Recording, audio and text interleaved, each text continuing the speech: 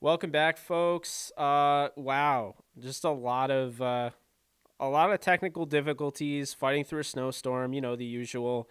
I am back. I'm Jake Ellenbogen. If you guys don't know that, Jake Ellenbogen channel, and I have my buddy Sosa Kremenjas from Locked On Rams and PFF. How we doing, Sosa? Thanks so much for joining me.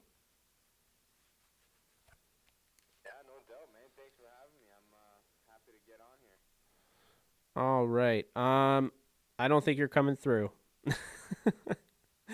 Oh boy. Let's see here. I don't know what it is, but all right. Weird. You get me now? No. It's been giving me all sorts of issues and it's just really frustrating at this point. I know you guys can't hear him. I'm trying to figure it out. I had it figured out before when we came out of the thing, but yeah, I'm not sure what's going on, so I'm trying to figure that out. It's frustrating as hell. Okay.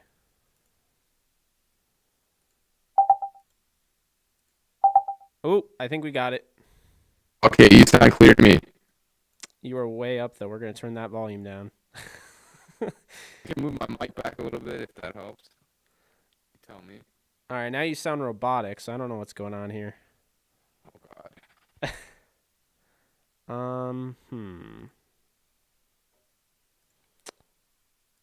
Hold on, folks. We'll figure this out one way or another. You know what? I think okay. Let's try that. You got me now? You're still kind of robotic. That's weird because you were just robotic for me a few minutes ago. Why don't let's try Zencaster. Okay, I'll throw a Zencaster to you and oh man, I'm sorry that all this is happening, brother. No worries. All right, I'll just send it over to you. Okay, Zencaster. Sorry folks for the delay, but I couldn't, I was like, you guys are going to bring your pitchforks and torches and flip out if I'm not on here soon. So, here we are. Going to get this fixed. Thought it was fixed, but technology, right? Okay, so no, he's not. His mic's fine. It's there's all sorts of stuff going on. Yeah. A pretzel stick as a mic. No, I can assure you he's he's it's not him. All right, let's see what we got here. Ooh, I think I picked up something. So's talk. Am I in here? Am I good? There we go. It sounds great. Smooth as butter. These comments are killing me, man. Dollar Tree I know. You know what killed me? When Chantry Star came out, it was just like, stop using the pretzel stick as a microphone. Yeah, that's clever. Oh. I respect that. Well, as you guys can see, he's got a better mic than most of you, so. That's funny. But yeah, you guys didn't hear Sos, so welcome to the show, Sos. How we doing, my buddy? I'm doing good, man. I'm excited to chop it up. We got a lot of things to talk about. It's an exciting time to be a Rams fan for sure. It feels renewed, man. I feel fresh, That's what it is. It's like, gee, why do you feel that way? We were going in the same circle, and it was good. Winning 10 games ain't wrong. There's nothing wrong with going to the playoffs, but I feel like there's a real shot at a Super Bowl again, and it's fun. I'll say that. Yeah, no, I definitely feel that. It is fun. Getting a guy like Matthew Stafford. I mean, we've been in contact throughout this entire, what do you want to call it? Mock offseason? Whatever you want to. I mean, it's not the offseason yet. The Super Bowl hasn't happened yet. We were constantly talking and just shooting over ideas and stuff. I did turn you up, by the way. So, we're shooting over ideas and what have you. And it's like, we talked about Watson. We talked about Stafford. We even threw around, the idea of getting a rookie. But here it is. It's Matthew Stafford. And, I mean, it's pretty awesome, honestly. You look at a guy. I mean, I know you're doing film work. Appreciate what you do for the timeline on Twitter, putting together those threads. And, let's be real here. You put in a lot of work. I try to do the same and been watching a lot of Stafford for years. And I'll tell you right now, when people say, yeah, he's not as good as Jared Goff or like they're on the same level. Like, I just laugh because, you watched it. Yeah, they are not on the same level. Yeah, I'm sorry. I can't hold it in. My God, these comments are just incredible. Dude, my community is amazing, and you are absolutely missing out. I'll just say that. Dude, someone just said Wade Phillips is going to be our deep threat. That is incredible. Dude, they're like amazing. I can't even like keep my head straight right now. What did you ask? I'm sorry. No, so yeah, no, I was saying how, you and I have been talking about all this, and it's just basically I didn't ask you anything. I was just waiting for you to interject on the fact, Okay. People actually think that Jared Goff and Matt Stafford are one and the same. I mean, I don't know what to tell those people. You look at any basic metric, you look at the film, you look at anything. When it comes to just natural talent, Stafford has the edge. Obviously, he has an arm that is really only rivaled by guys like, Pat Mahomes, Josh Allen, guys of that nature. You look at his ability to throw passes that other quarterbacks just can't because of it. You can fit it into tight windows. Oh God, that's not going to go over well in the comments, I bet. He, throws with a lot of anticipation. And then you look at just Jared Goff regressing. I mean, he's not the same guy as he was in 2018. I don't know why people still expect that ceiling out of him. It was a clear outlier year, in my opinion. You have 5 years of tape and numbers and play out of this guy, and one of them was like elite, I guess you could say, or borderline elite. But since then, it hasn't been the same, and it's never going to be the same because the Rams had to pay him, and paying him means you have to let other guys walk. And when you see all the turnovers, all the boneheaded decisions, the lack of wanting to push the ball deep, I think that was probably the biggest issue. Is that I don't know how we got from 2018, where he's launching deep balls to Josh Reynolds, to Brandon Cooks, he's looking down the field, creating big plays, to where he is now. He looks like a completely different quarterback. Never mind the turnovers, but his lack of even looking downfield, I think, is probably what really, really just killed Sean McVay. And I think at that point he was like, all right, man, let me go get a guy in Matt Stafford who looks downfield first, and he plays it the way you got to play it. He wants that 50-yard shot, and if it's not there, then he'll check it down, as opposed to looking for the check down and giving a guy a 3-yard pass on 3rd and 10 and praying to God that he's going to go break 6 tackles to get that first down. So, oh man, I just think about that. There's so many screen passes that are thrown and those bubble screens, and it's funny listening to some people like on ESPN or what have you, and they're like, oh yeah, Stafford's gonna be able to throw the bubble screen. And it's like, of course he can throw the bubble screen, but they're not gonna use that anywhere near as much, because now they have a guy that literally can make all the throws. So I mean, honestly, I'll be real with you, Sos. If they go that route, then we know that Sean McVay's holding back Matthew Stafford and not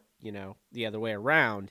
But I don't see them doing that. I think, Sean McVay was tired of, keeping it short and intermediate. He wants to use the short and intermediate game to open up the deep passing game. But the problem was, it was basically like with having Jared Goff, they were having the short and intermediate passing game, but it was opening up the deep passing game. Just Goff wasn't taking those shots. And another thing to mention, and you've said this many times, Jared Goff doesn't scare anyone. So when you have that, the defenses are just basically going to say, all right, Jared, you beat us. You prove that you can beat us downfield. They're not going to do anything crazy. They might just, load the box, because they're like, all you can do is run. We know you can't throw deep down the field. So, it is, I mean, obviously you saw Miami with the, the zero blitz. I mean, it's just, now that's not going to be the case. Stafford changes the entire game for the Rams, changes the game for the running game. Just think about how well they ran against a team that always pretty much knew that Jared Goff wasn't going to throw downfield. Now with Stafford, just think about how much he basically evolves a guy like Cam Akers and Darrell Henderson. Plus, I mean, we could go on about how many, missed throws that Goff had to those guys on the wheel routes, just simple screens. There's no more of that.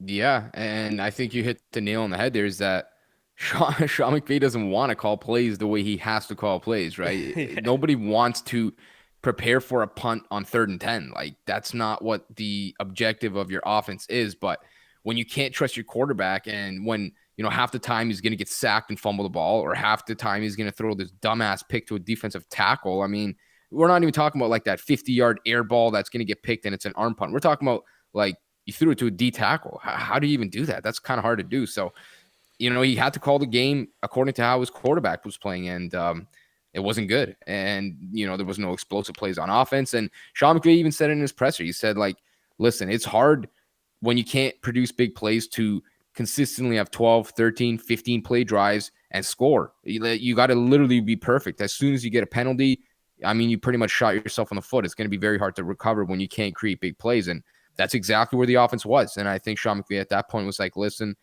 I'm tired of this. Like, I can't call what I want. I can't do what I want. We can't create any big plays.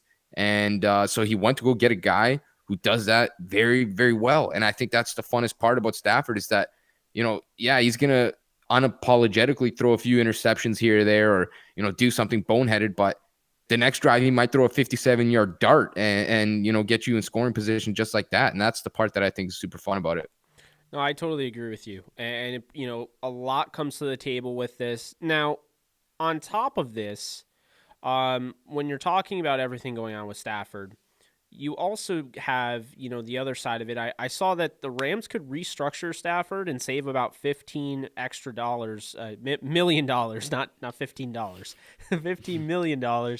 And then they could save about over 25 when it comes to Aaron Donald and Jalen Ramsey. That's just a base restructure. They could get all crazy and save even more if they really wanted to go into the nitty gritty.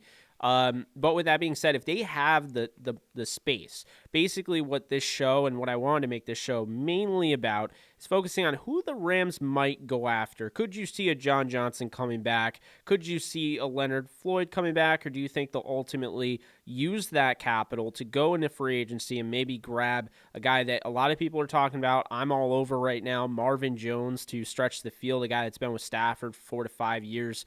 And then, you look at guys like, honestly, I think Jadeveon Clowney isn't being talked about enough. As a potential, 1 year prove it deal. Another guy, JJ Watt via trade. So I kind of want to, we haven't really discussed this too much. We were really all on the quarterback, either Watson or Stafford. But now I want to know your thoughts. Who are you looking at? Those guys? Or are you looking at anybody in free agency or trades? Yeah, that's an interesting question. For me personally, when it comes to the Rams free agents, I would prioritize John Johnson, and I know a lot of people would disagree and say Leonard Floyd tops that list. And I hear what they're saying, right? The edge position is not good outside of Leonard Floyd, and the dude is really good at what he does. Like, he's not a great pass rusher, specifically when it comes to efficiency, but he's an elite edge in terms of run defense. I mean, he might be the best run defending edge. That's how good he is. And he's serviceable as a pass rusher, and it clearly worked. He had double-digit sacks. So I would lean John Johnson, though, because I just think that secondary was special. And I know, in this day and age, people want to pass. And the most important part outside of your passing game is your ability to stop the pass. And I don't think that the Rams, even though they have a lot of good safeties and a lot of guys that can do a lot of different things, like, Taylor Rapp and Jordan Fuller, and a guy that we both love, Terrell Burgess, who, should theoretically come back and be healthy. I don't want to break that unit up. I want to keep those guys as good as possible, all coming back in the building, and then, work with whatever's left over when it comes to that pass rush. We've seen Aaron Donald make Dante Fowler a great pass rusher. We've seen Aaron Donald do the same with Leonard Floyd. You see guys like Morgan Fox. All these guys are benefiting from Aaron Donald. I feel like, damn, if you put me or you on the edge, we might get like 5 or 6 sacks in a season next to Aaron Donald. So for me, I prioritize JJ over Floyd. But when it comes to, the outside free agents, like you mentioned, I'm looking at veteran edges that want to either rehab their value by playing next to Aaron Donald for 1 year, taking a little bit less money, and then hitting the market and, going for that $20 million per year deal, or even a guy that's interesting in coming to win. And there's a lot of names that I've already, looked at a few weeks back, just at the top of my head. Los Angeles Chargers edge, Melvin Ingram. I feel like Ingram would be a standout addition. He's 32, has played in a 3-4 pretty much his whole career, and the dude is great. Now he's coming off his worst season in a little bit, in time, but I feel like that would be just a home run addition. You don't got to leave. You stay in LA. You play in the same stadium. You get to play next to Aaron Donald. Put together a 10, 12, 15 sack year, and then go hit the market again. Or, Jadeveon Clowney, like you mentioned, a Ryan Kerrigan, a guy that Sean McVay has familiarity with from Washington. He's a free agent as well, another veteran who probably wants to win and play some meaningful football games. And so I think, the Rams could luckily find one of those edge guys that might want to take a little bit less money, play next to the best player in football, run up a little bit of statistics, run up his value, because, you take a 1 year deal, you go back in free agency in a year, and now you have a year of dominant play probably next to your name because you played next to Aaron Donald. And that's a lot of money. And I know it's hard for players to probably say, I want to take less money now, but would you take $3, $4, $5 million less right now to make, exponentially more next year? Because I look at it like that, and it's easy for me to say off my couch to tell a professional to take less money, but I would look at it like that. And so I think the Rams could very well find a replacement for Leonard Floyd a lot easier than he could for John Johnson, because I think Johnson just does a lot of very important things on the back end. Like, his man coverage against tight ends is unmatched. I mean, the guy's a top 5 safety in football right now, no questions asked in my mind. and he does everything. And I think that's just so important. And he calls plays. I mean, the guy's an important leader in the locker room and a stand-up guy. So that's the kind of guy I would prioritize. And I would just look at free agency when it comes to edge rushers, like, some of the names you mentioned too. Wow. I mean, absolutely. You said John Johnson, he calls plays, and that got me like going, I'm excited because, here's the thing. I've had this idea where, the Rams don't pay safeties, but I honestly think that they might pay John Johnson. I don't think that's out. I thought for sure he was gone, but now, seeing what they can actually free up in space, I think John Johnson's available. And to be honest with you, at the end of the day, you said he's a top 5 safety in football right now. You have to also, take into account, they'd be getting a 3rd round compensatory pick back. I don't think that's worth it, to be honest with you. You saw a guy who's also top 5 in Jamal Adams, who I get Jamal Adams is a lot better. He's just a different breed, but he got 2 first rounders. You could have traded John Johnson potentially for a first rounder to just get your, return back on John Johnson, who you got in the 3rd round. That's considered kind of a steal. That's considered a gem. You got a guy in the 3rd round and you turned him into a first round talent. I feel like they should get a first round pick, and they're not going to be able to because now free agency's here. So in that case, I think you could argue bringing him back for sure. I think when you look at, like, say, LaMarcus Joyner, you look at, the safeties they've given up on the past, Ronnie McLeod and Darian Stewart and, of course, TJ McDonald. Even going back as far as Archuleta and Atagwe, none of them called defenses the way John Johnson does, like you mentioned. So that's huge. I think he's the most valuable safety the Rams have had in quite some time, and I think that says a lot. Also got to give a shout out to Don C., who just became a member of the channel. You guys can join $4.99 a month, and you get a nice badge next to your name. Don't ask why I even did it. I literally asked people, and they wanted me to have a membership thing. So it's out there if you guys are interested. Thank you, Wendell Rivera, for donating. Appreciate you. But yeah, so now discussing kind of the edge position, because you and I are in the same boat here. I believe in John Johnson moving forward as the guy at safety, right? Like, I think they should try and bring him back. But what I will say this is that when you look at, say, Leonard Floyd, okay, I think Leonard Floyd is going to want to go play with Brandon Staley, because I don't think that there's any more connection to the Rams now that, Brandon Staley's gone. Appreciate you, CMDR Carney. Thank you so much for donating. So with that being said, could I not make the argument there are guys in this free agency pool? I think it's a really deep edge class, to be honest with you. And I honestly don't think that there's a ton of money to give out. You're talking about the Rams making a few restructures. Now they're in top 10 in cap. You have a team that's over $100 million in cap in the Saints. I mean, this is a crazy year. They're cutting down the cap space this year, and most likely with COVID. Don't you think some of these guys are going to fall through the cracks? Like, say, honestly, let's talk about this. Bowser. I think Bowser's going to fall through the cracks here. Thank you so much, David Henry. I appreciate that. But you know what I mean? So it's like, I think guys like that, and honestly, Romeo Aquara, who might command around $10 million. I think because of just the fact that there's not going to be a ton of money to be given out, the Rams might be able to steal him. So I don't know. What are your thoughts on that? I mean, I don't know how much cap they're going to have, right? I don't know what they're going to be able to work with. But if they're, say, around $30 million to work with, and say they bring back John Johnson on $13 million cap, maybe push the cap down a little bit, his cap level in 2021 to open up more space. Who are you going after? Is there like one free agent that you would consider, out of those edge defenders? Yeah, so I pulled up the list, and man, it's deep. I told you, man, it's there's loaded. A lot in your guy Steven Means is there. Yeah, if we have a couple 100,000 laying around, he might want to come back to Raheem Morris. So you never know. But I'm looking at this list, and it's tough to say, obviously, with not knowing how much money they're necessarily going to have. But I look at Carl Lawson from Cincinnati. Would just be a home run addition. Yes. Let's see here. I'm kind of going up here from the cheapest guys to from their cheapest contracts, I should say, going up here. Tyus Bowser, like you mentioned, would be cool. I liked him coming out of Houston a few years ago. Alden Smith from Dallas. I mean, he had a good year. I don't know if he fits necessarily a 3-4. He's a hunky boy. Probably not going to want to stand up there. Actually, no, he stood up in San Fran. So Man. Yeah, he's thick. That's two C's, double cheeked up. Let's Hassan Reddick. I mean, he broke out in a big way. Romeo Quara, a guy you mentioned, he was the line's best pass rusher this year. He was like top 10, I think, in pressures according to PFF. So very impressive there.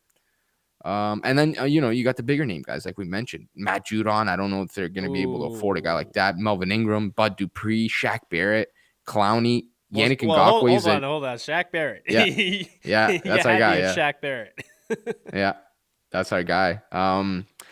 So I don't know. When I look at like trying to balance a guy who is talented but also not going to be that expensive in terms of like trying to find somebody who is going to be coming off a down year, maybe, you know what I mean? Trying to rehab their value kind of thing. Like Yannick Ngakoue would be sweet. Now, I mean, he's young and he's probably looking for 20 mil a year, but I feel like someone like that or Clowney, like you mentioned, like he just lost the entire year.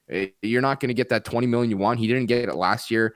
Why not come to LA, take 10, 12 million for a year like you did in Tennessee, 13 million this past year, and play next to Aaron Donald? That is like a surefire way to get to double-digit sacks for the first time in your career, to get maybe closer to that $20 million mark.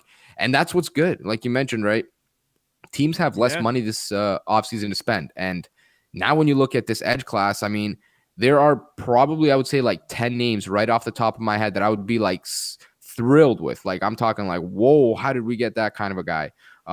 And not everyone's going to get paid. Not everyone can get paid. And the deeper the class is, the better the chances that somebody is willing to take less money or is going to get less money just by virtue of not, the cap kind of coming down. So I look at it as a huge positive. And I look at how deep the class is, and that makes me think that, Leonard Floyd is kind of expendable at that spot because, why would you pay Leonard Floyd $12 or $13 million or $15 million or however much he might demand when you can go get a cheaper option that even if they can give you 80% of Leonard Floyd, isn't that, something, the trade-off, the opportunity cost that makes sense?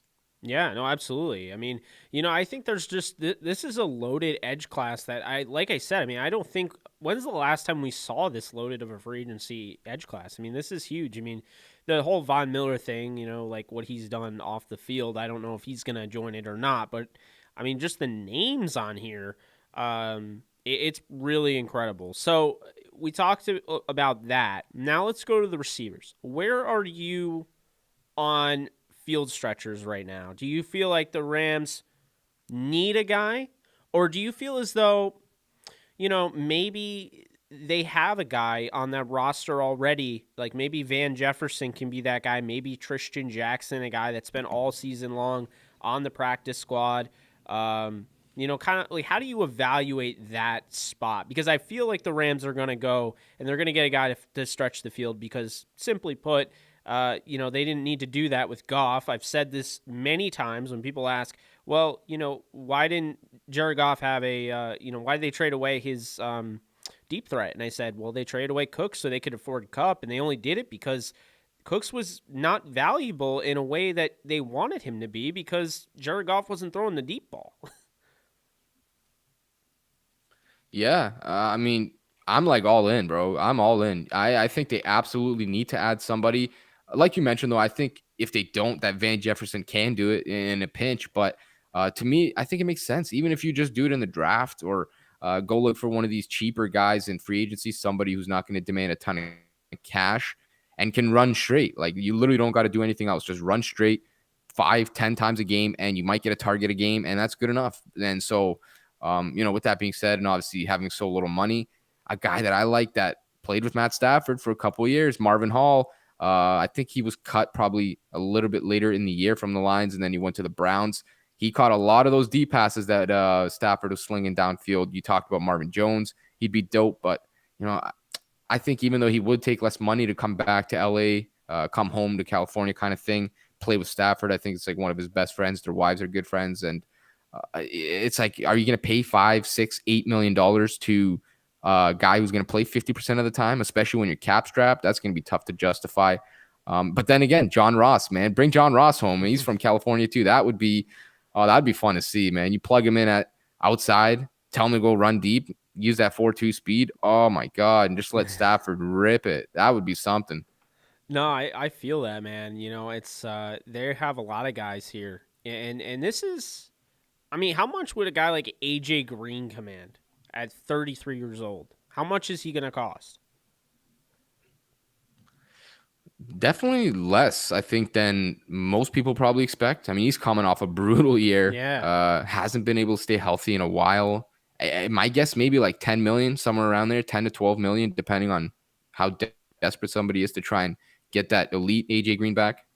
Yeah, see, I really like that you mentioned Marvin Hall. I think this is probably the best option as far as price wise. You could look at Khalif Raymond, who had 20.8 yards per. I mean, he only had 9 catches all season, but he had that one game where he exploded, and then everyone got healthy, and he got pushed to the back of the line. But Khalif Raymond's an interesting one. You add him for a year, guy that can stretch the field.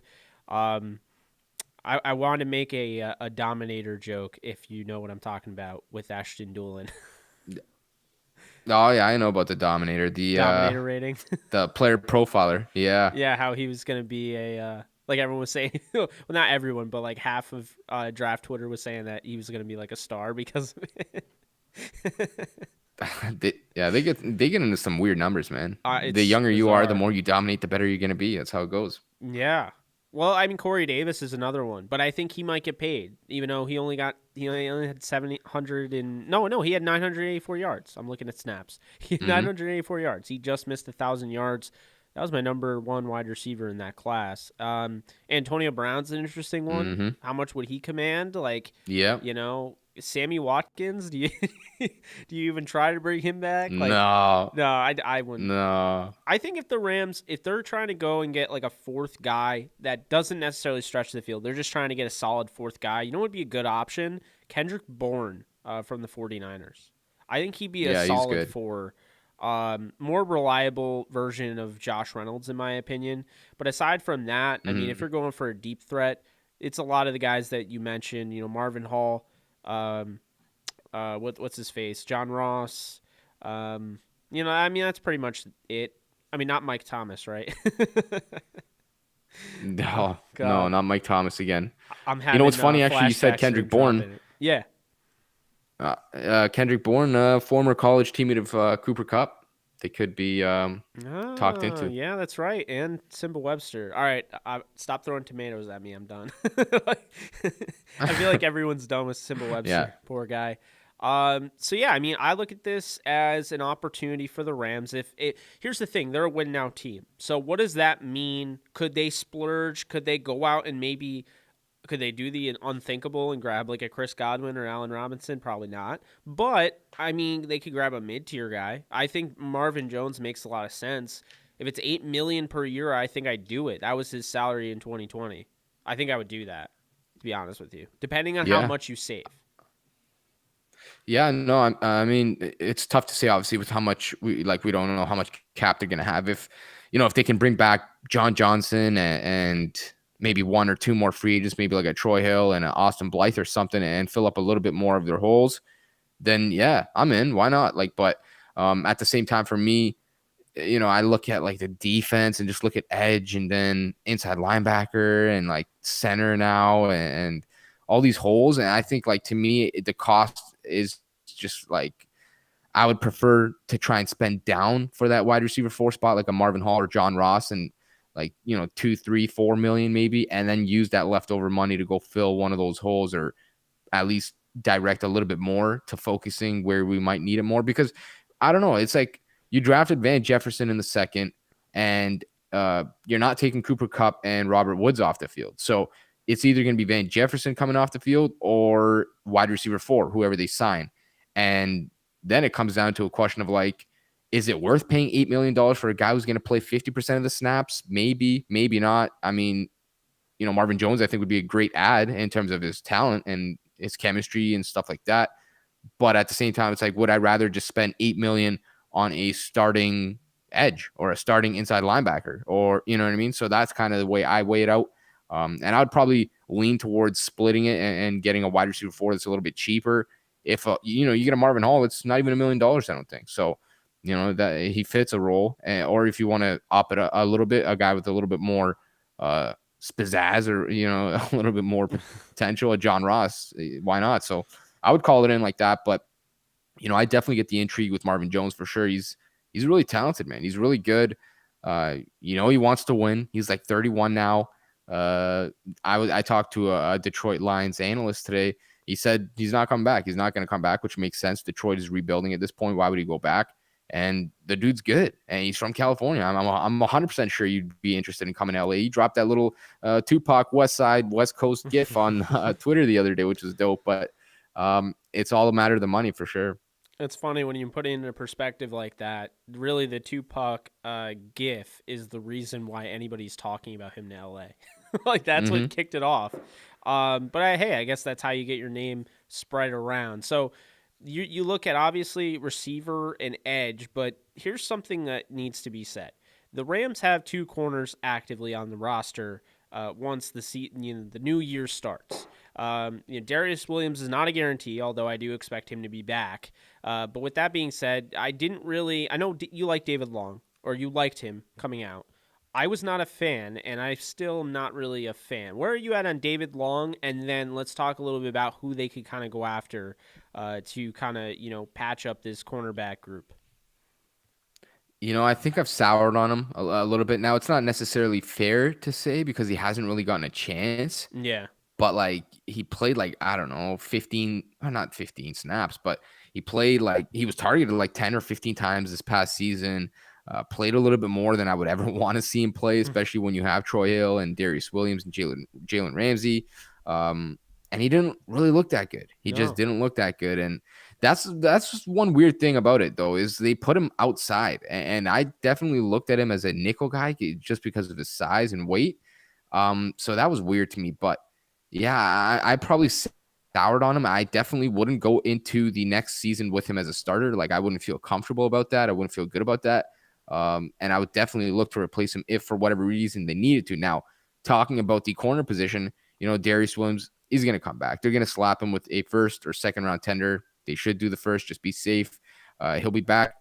And then you got to talk about that nickel spot because Troy Hill might be gone. And if he's gone, do you start a David Long there? Do you start a Dante Dion there? Do you kick a Terrell Burgess into there? Because that's where he played a lot at Utah in terms of the nickel spot and the safety spot. And I thought his best reps came from nickel. He was unreal there. So, I would look into that. I would look into kicking Terrell Burgess into the nickel spot, essentially full time, kind of playing that slot safety role, which a lot of guys do these days, like Tyrann Mathieu and so forth. But it's interesting for sure. I don't think I would go into the season though with David Long as the corner, starting corner, I should say. No, absolutely not. I think Darius Williams will be back. I think they have to place that first.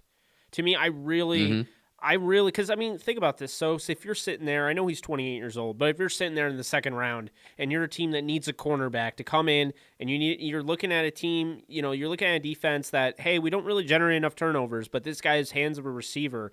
I'm going to spend a second round pick on this guy. That's what I'm going to do. I'm going to draft Darius Williams in the second round. Like, I might even do it in the first, at the end of the first, to be honest with you. I think he's that good. I compare him to Antonio Cromartie.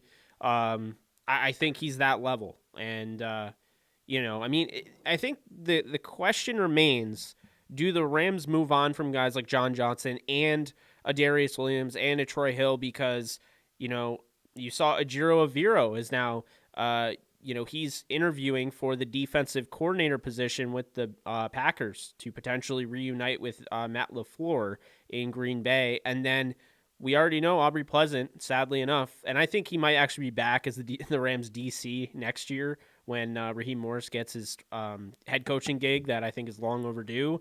But, he's gone. So you could argue the cornerback coach and the safeties coach is gone. Do they go in a different direction? Maybe that's my worry, is that they decide to do that. Yeah, I didn't consider that, but that makes a lot of sense. Obviously, once they hire a new corner / secondary / safety coach, he might want to bring in his own guys, someone he's familiar with. But man, I sure hope not. You keep Jalen Ramsey there, you keep Darius Williams there, and I'm indifferent about what you do after that, right? I understand whatever happens after that, it's a business, and that's how it works. But For me, Darius Williams is an absolute no-brainer. If you let him walk, if you misplay it, you try to save a couple of $1 million and slap that second round tender and he gets snatched, or you give him that original round tender and he gets taken for free, that would just be absolutely colossal and embarrassing, like just terrible. So I wouldn't play that game. I would slap that first on him, bring him back, let him prove himself again. And if he does it again, you can pay him big time and long term and have the best corner duo in football. And if not, I mean, Troy Hill, I think Troy Hill probably won't get a lot of money if he hits the market, maybe 4 or 5 million, something like that. I'm looking at the list of corners and there's a lot of names here. Now, some of them are pretty good. Some of them are not so good, but man, there's a lot of names here. And if for whatever reason the Rams can't essentially bring, I guess, at least 1 or 2 guys back, they do have a lot of options to at least try and replace them and fill them with an adequate player, I guess. But for me, I'm trying to keep that secondary together as much as possible, man. They balled. They were the best secondary in football, and they proved that they work together. And that's something that I think, you want to try and keep as much continuity as possible there. No, I definitely agree with you. And I think, yeah, you have to focus on Darius Williams. I think that should be first and foremost. And then, I mean, Troy Hill, if he comes back, great. I don't see him coming back. I kind of was under the impression he was gone, but maybe, he follows Aubrey Pleasant over to the Lions. I don't know.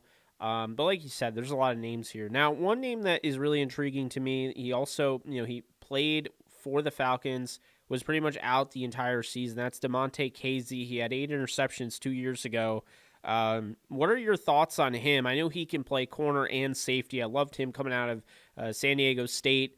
Would you be interested in maybe, him being the nickel and then using Burgess as the safety, and then maybe, having him and maybe, Taylor Rapp comes in as the dime backer here and there? I mean, like, I honestly think Casey, who people bring up a lot, and he's on the cover of this thing, I think the problem is he might be very similar to what Rapp is, or not Rapp, Burgess. And so I do have that concern that they won't go that route, but I think they honestly should consider going that route. I think he'd be a great number 3 corner. Yeah, it's funny. I liked him coming out too. I remember he went to the Senior Bowl that year and he was balling. I mean, Yeah. he was balling. I remember that vividly. I'll never forget that.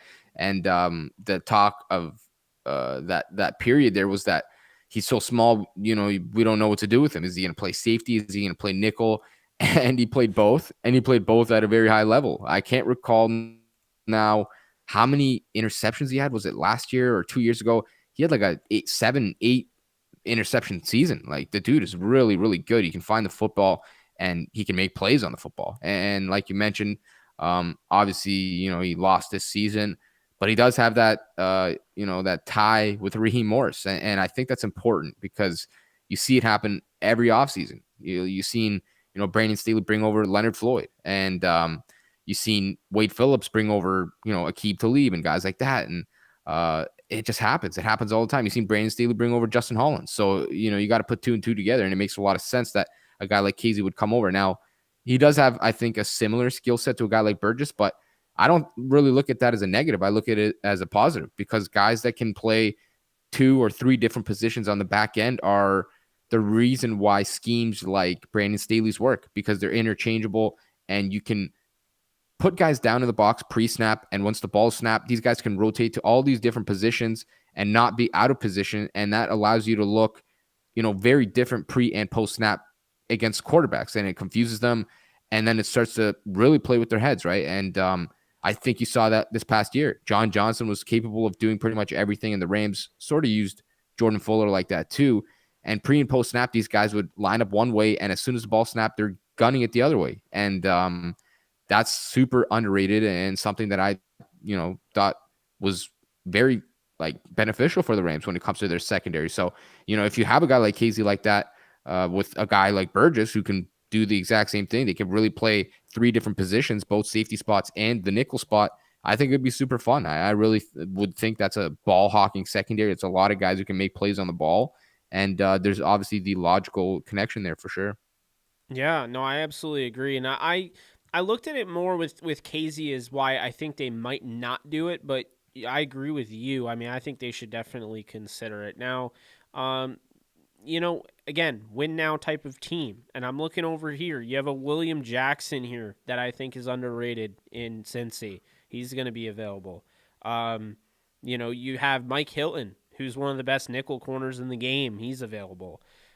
Richard Sherman's available. Patrick Peterson's available. Do you think they go with the win now approach and grab anybody that could come in and potentially they do the same 1-2 punch type of deal that they did with Troy Hill and Darius Williams?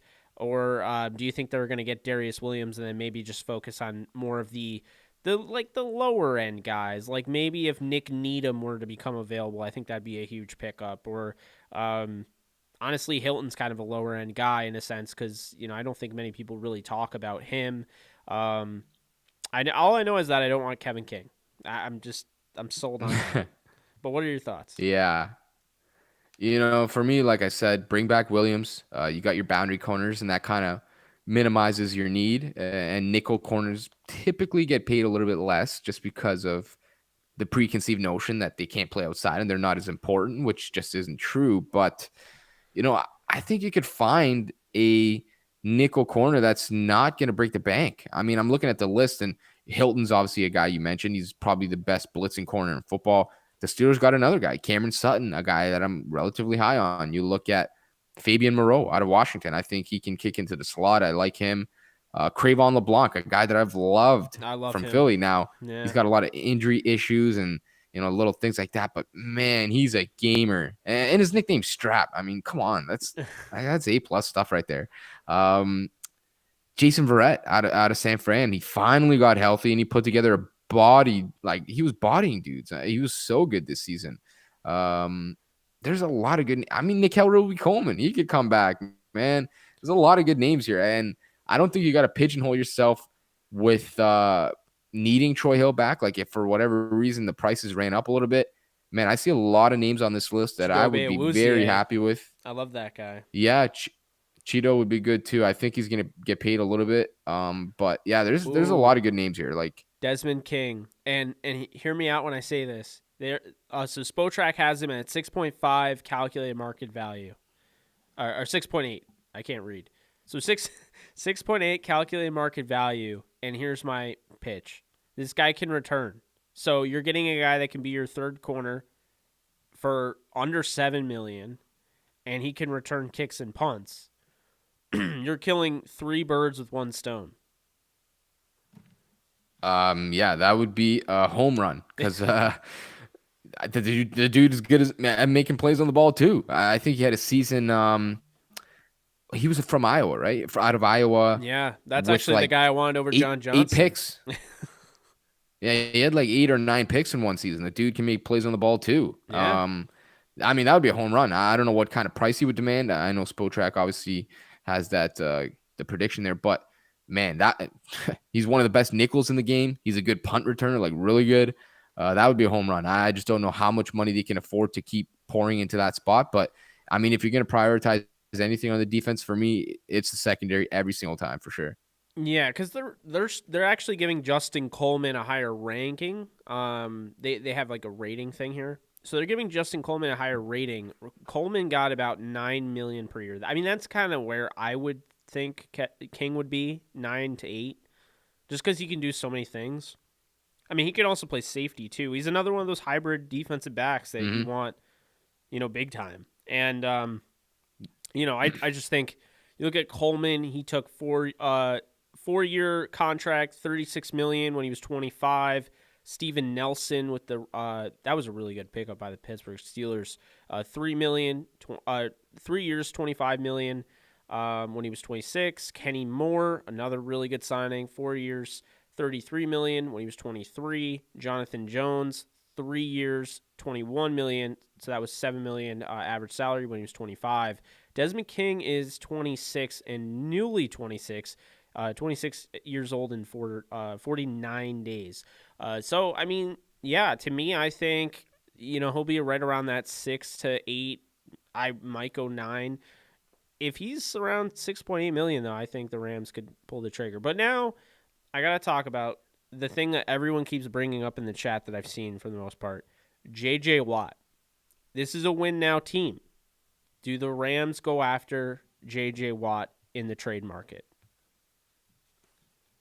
That's a good question. And I would bet a lot of money that they definitely called. Les Snead is Yeah. not leaving any stone unturned, man. But I don't know how they could possibly squeeze in like $17 million or whatever he's making. I think it's 17 or 18 mil.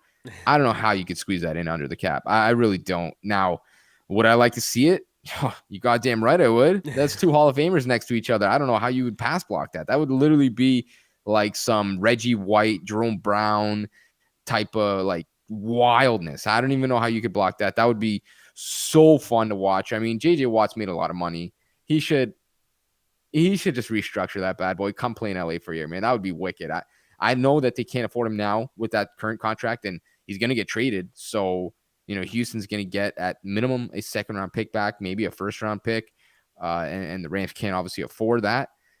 But man, it would be fun to watch for sure. I'm not going to bet on it. I wouldn't expect it, but oh my God, I would love to see it.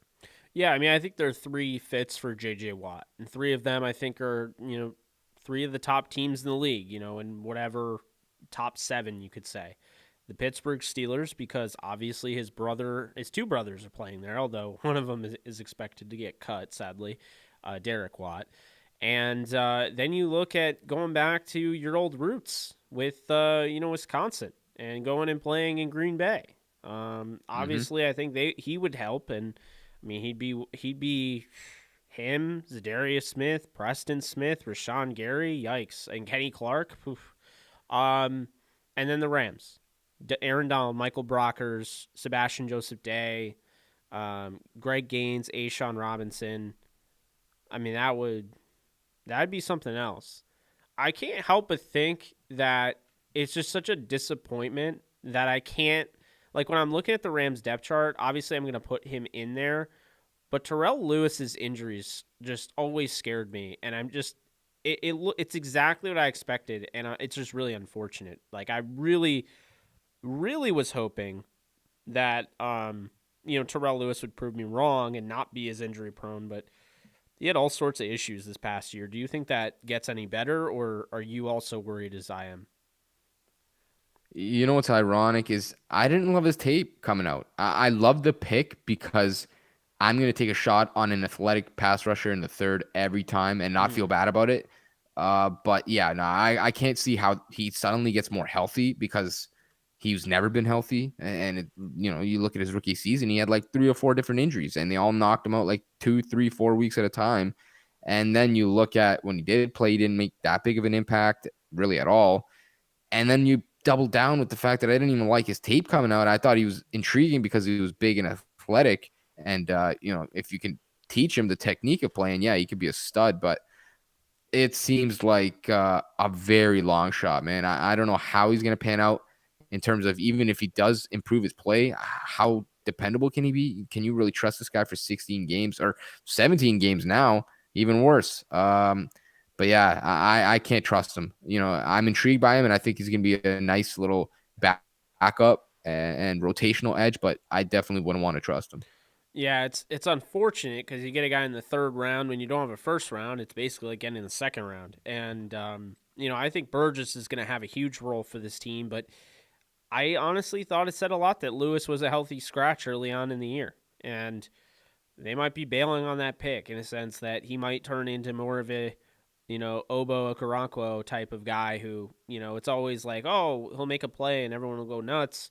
And I wanted him to be great. I loved him coming out of Oklahoma, but I'd really like to see them finally find that guy. Maybe a Quincy Roche from Miami.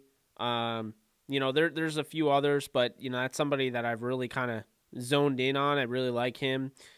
Is there anybody, if you've been, and I see Andy Sanchez actually mentioned him, is there anybody in the draft that you've looked at and you've been like, you've put them together without saying Creed Humphrey, because I'm with you on that. Anybody else in the draft where you've put them with the Rams and you're like, that makes so much sense. Like, this is a perfect fit. Let's make it work. Were you asking just about edges in specific or just anyone? I guess anyone, because I mean, I think you've been killing it with the draft stuff too. So like where are you at in that? Do you see like a perfect fit? I like Creed Humphrey and I like Dylan Moses if they can make that happen. They're not gonna get both of them, Hmm. but one of them, you know. Yeah, Creed would be a home run for sure. You plug him in at center, and you never ask another question again. You just let him rip it up there. But it depends. I guess if they don't go receiver, I'm looking at some of the guys at the Senior Bowl that pulled, that put out guys like Shi Smith, Amari Rogers, very intriguing. I would love to see those guys in LA for sure as a fourth receiver. A guy out of North Texas I love that nobody's talking about, Jalen Darden. Oh, that's my guy. Ooh, I'm I telling like you right him. now, this is going to be a guy. This is going to be like that Deontay Harris from New Orleans type of guy, where you could run jet sweeps with him. He's explosive as hell. You get the ball in his hands. He is not going down. The first, second, or third tackler. Punt returner, kick returner. That's a guy that I would love in the mid rounds. He could do like 4 or 5 different things for you. I think he is like a missing piece for the Rams offense. Explosive, would be a home run with Matt Stafford now on offense, and then you just let him do his thing on special teams. That would be crazy. Trying to think now, who else do I like in the draft? I mean, Jabril Cox, the linebacker out of LSU. I thought he was so clearly the best linebacker at the Senior Bowl. I mean, he just stood out. He looked so good. He was the only guy that could consistently cover dudes. He was aggressive in his run fits. And, I haven't even watched his tape, but like he was standing out big time. And he might be a second round pick, might be a third round pick. And man, I would love to see someone like that just plug right into that middle of the defense. I don't, he would start, I think, from day one. So that would be dope. And someone I see just shut it out, Frank Darby from ASU. Yeah, he stood out at the Senior Bowl too, man. He was great. Um, and they got that history of success now. You've seen Brandon and IU come into the league and ball out. So, man, there's a lot of names, and I got a lot of studies still to do. I'm way behind right now. Same. And that's a good thing because, when the Rams go far in the playoffs, I just don't got time to be diving into these guys just yet. But there are a lot of good names. Mostly I'm familiar with the Senior Bowl guys, and there's a couple of guys there. I like some of the offensive linemen, Dylan Reduns at left tackle, or I guess even right tackle. Creed Humphrey, you mentioned Trey Smith. I like Trey Smith. Now, I don't know if the Rams are going to try to go more towards like outside zone, which they want more, which would require more athletic offensive linemen, guys that move what better than they are strong. And Trey Smith doesn't really fit that mold. He's more powerful, but Trey Smith would be dope. He was a guy that we were talking about as a potential first round pick last year, and he goes back to Tennessee. He gets diagnosed with like blood clots or whatever he had. And now they're talking about him as like a fourth round pick, as a guy who was inconsistent this year and now has medicals. And, if you can get a starting lineman in the fourth round, that is a home run. You plug him in at guard, or he played tackle in a pinch as well. You plug him in at tackle or guard, and you get a starter in the third, fourth round, a guy who was thought of as a first round pick. That would be a home run. So there are a lot of names I like. Still a lot of work to do for me. I watched mostly receivers, linemen, some edges, some D tackles, linebackers. But yeah, I got a lot more work to do. No, I definitely hear you. I have a lot more work to do as well. Few guys of mine from the linebackers: Dylan Moses, Charles Snowden, and Chaz Surratt. I always say Surratt, so it is Mm. Surratt. Surratt, I think Chaz Surratt is the better Surratt of the two. His brother, the receiver, didn't really, from what I saw with the Senior Bowl practices, because I went back and I watched as much film as I could, he didn't really stand out to me, Sage. So that was kind of a bummer. Dylan Moses, I think he's kind of, in a sense, the Jalen Smith of this draft, where Dylan Moses to me has always been a first round talent, but that ACL tear he had last year, I think did rob some of his ability. He doesn't look exactly as comfortable as he used to be. So I think that's going to come back. But I think, it was his first year coming off that. That's why I think he is going to fall. But I feel pretty good about, a guy like Dylan Moses in the second round. Charles Snowden is just a monster, 6'6", 232 linebacker that I would just love to, grab in, say, the third or fourth round just because I mean I love that length that he has. I think he can play I think he can play coverage pretty well. But this is somebody that's going to make something happen. In the run, defensive game, and I like him. You mentioned Jabril Cox. I mean, he definitely stood out during the Senior Bowl. And then, if somebody like Nick Bolton falls into the second round, I mean, maybe he's an option. Do you feel like the Rams are going to do you feel like the Rams could focus more on the linebackers than they did last year because of, Brandon Staley not really putting much of an emphasis? Do you think somebody like, say, now that they have Raheem Morris, he was with a guy like Deion Jones, do you think he's going to want a guy like that?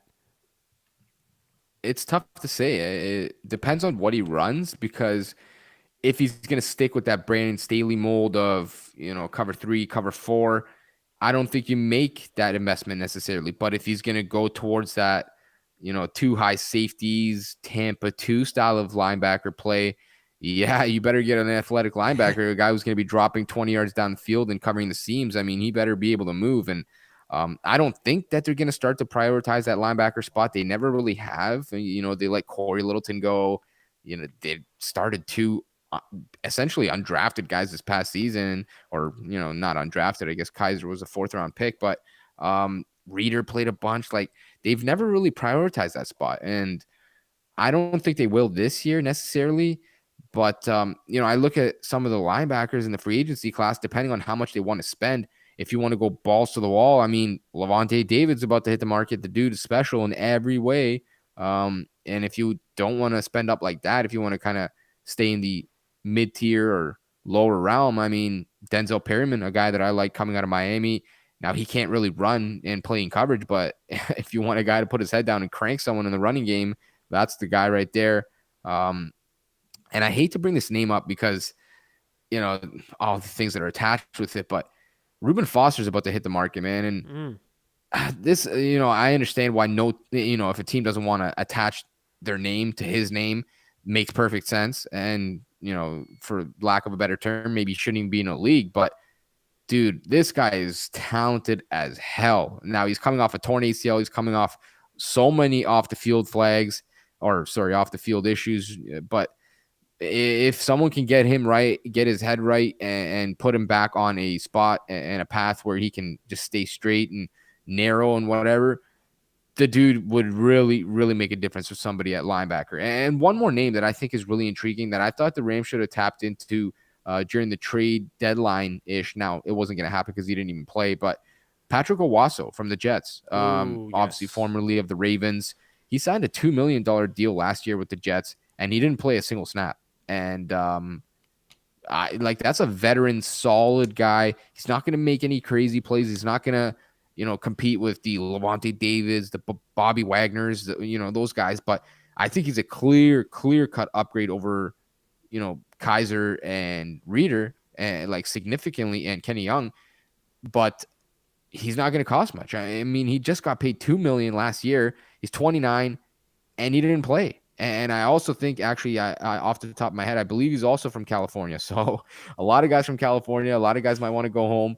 And if you can get him for that $2 million, the same that he just played on, or didn't play on, I guess, signed on, that is a home run. You're getting a starter for dirt cheap, a guy who played for the Ravens. He was hard-nosed. I mean, if you're starting at linebacker for the Ravens, you probably know what you're doing. They know how to find front 7 players. So that would be a guy I would definitely look at. No, that's a good pickup. I really liked him. I think it was before the Jets signed him. I mean, I was saying that, they should go and take a flyer out on him. What about Asante Samuel's kid, though, from the draft being a cornerback option? Do you like him at all? I'm a big fan of his. I haven't watched him. Is he anything like his pops? Pick 6 king? He kind of is, honestly. He kind of looks like a young Asante Samuel. I mean, he is Asante Samuel Jr. Let's not act like his name is so different. But I don't know. I think that's that's an interesting one. Sticking with cornerbacks here, just kind of going off guys that I've circled. Ifitu Melifonwu. I mean, maybe because of the name, but I think he popped when I went back and watched him. Before because he was going to the Senior Bowl, so I took a chance and looked at him. Kerry Vincent Jr. from LSU. People call that DBU. Maybe he's an option. I don't know. Have you watched any of these corners yet? I haven't really dove into the corner class. No, now I know Melifonwu a little bit. Seen him at the Senior Bowl. Obviously, I thought he was a little stiff with his hips a little bit. Now, I think he could be a very valuable piece for somebody as an off coverage kind of corner. And I mean, I'm guessing he's probably Obi's younger brother. They got a lot of ties in this class. I feel like you got the younger Yeah. Samuel, Melifonwu. You got Pat Surtain's kid out of Alabama, who's going to be, I'm assuming, like a top 15 pick at that corner spot. A lot of like bloodlines coming in this class. I like it, but no, I haven't done a lot of study at the corner spot. I just I'm behind, and it's just not a spot that I dove into yet. But I'm intrigued. I feel like there's probably not any high end like Jalen Ramsey top 5 clear cut kind of a guy, but at the same time, there could be a lot of good options at that like 57 spot where the Rams are picking now. I feel like the second round or like the back half of the first throughout the second, there's going to be a lot of options. So if the Rams want to go cheaper at that spot and let a guy like Troy Hill go, I mean, they definitely could do that. Yeah, I think looking at this, I haven't gone too far into it, but looking at this draft, I would definitely say right now, Patrick Surtain, Surtain the second, excuse me, is my top corner. But Caleb Farley was somebody that many people thought would be in the draft last year. He stays, and he's also up there, in the top. Now another guy, but it's not even. I haven't watched anything about him. I just want to throw this name your way because it's kind of interesting. DiCaprio Bootle. I've never watched him. I've never heard of him, but that sounds like a pick that I could get on board with. That's a name I could work with. Yeah, no, I never heard of him. Where's he school? Nebraska. I just wrote him down. I haven't watched him yet, but like I wrote down that name because I'm like, oh man, that's a good name. Yeah, his last name should have been Leonardo. Yeah, he's right. And then there's another name that I thought was pretty interesting. Malcolm Kuntz from Buffalo. I like him actually. I can resonate with these guys. My name's not exactly like your clear cut North American John Jacobson. Like I got a foreign ass name. I'm sorry for the swearing too. No, you're good. You're good.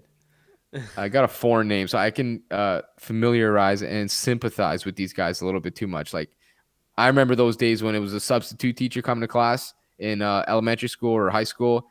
It was like, oh damn, I put my hand up before he's calling my name. I know what's coming. So. Oh yeah, no, I mean, hey, my last name's Ellenbogen. Do you know what that means? It means elbow in German. Really? Yeah. I should know that. Yeah. I was born in Germany, lived there, but really? How about yeah, that? 6 years. Did you like it? I loved it. I missed Germany, but it was, I was young, so it was tough to remember a lot of things. But I got a good memory, so I remember a lot of Germany. I've been back a couple of times, and I miss it though. Yeah. Nice. Have you been in the United States? I've only been to the United States a couple of times. So one, I live near the Buffalo border, like about 45 minutes away from Buffalo. So typically, like people where I'm at will go shopping in Buffalo for whatever reason. It's a lot cheaper than it is in Canada in terms of like clothing. So we'll do that. So I've been to Buffalo, but I've also been to LA once for that Rams game in 2018. And I don't remember much because there was a lot of Don Julio 1942, that's for sure.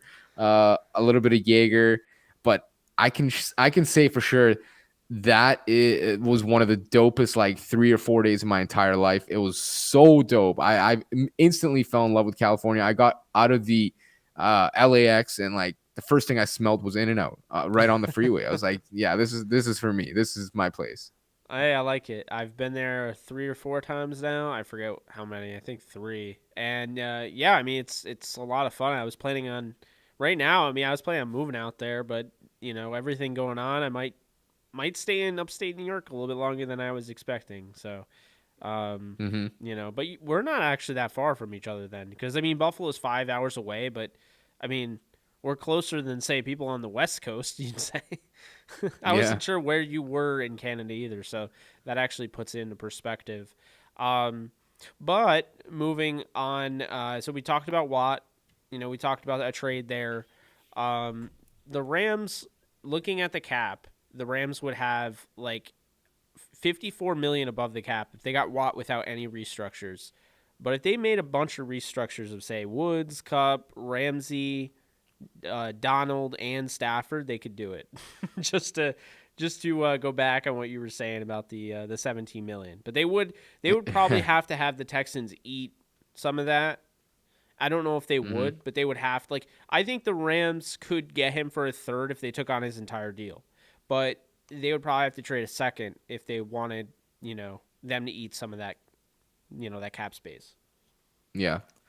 Yeah, I would love to see it. I just I don't see any like legitimate way that it would happen. When you talk about the money issue, you talk about the trade comp issue.